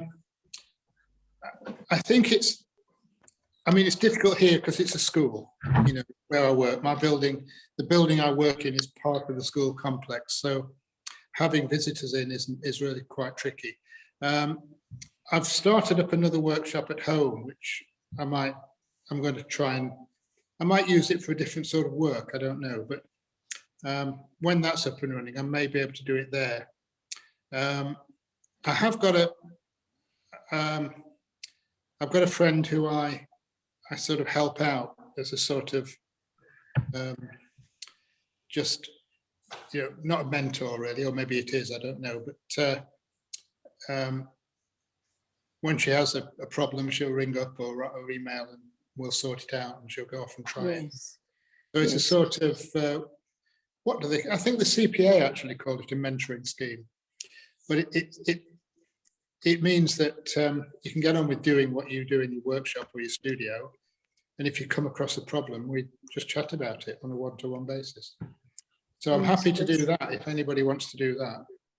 Yes, that's wonderful, because there's such a shortage of expertise for the young students. The college is closing the classes and the courses are closing, and it's such a problem for the youngsters to start now. It is. I mean, it's not just youngsters. There's so many people doing it as a second career, and I know I've got a bit of a thing about them relying on the internet, because a lot of the internet things, there's a few produced in this country, but not many. A lot of them come from America, and they're using completely different materials. They're using, their glazed materials are completely different to ours. Even if I gave you a glaze recipe, it may or may not work for you. I don't know, but that is a thing that I think is probably holding some people back at the moment, because they don't have access to good information, and there aren't many outside courses now like there used to be. There used to be no night classes, all that sort of stuff. So I think a sort of one-to-one mentoring, maybe exactly, that's what we need. Yes, I think that would work really well. So if you're interested in doing that, Jenny will give you my email. Okay, thank you very much. Can I just say, Susan Hutch, thank you, John. Really enjoyable demonstration. Thank you. Inspiring.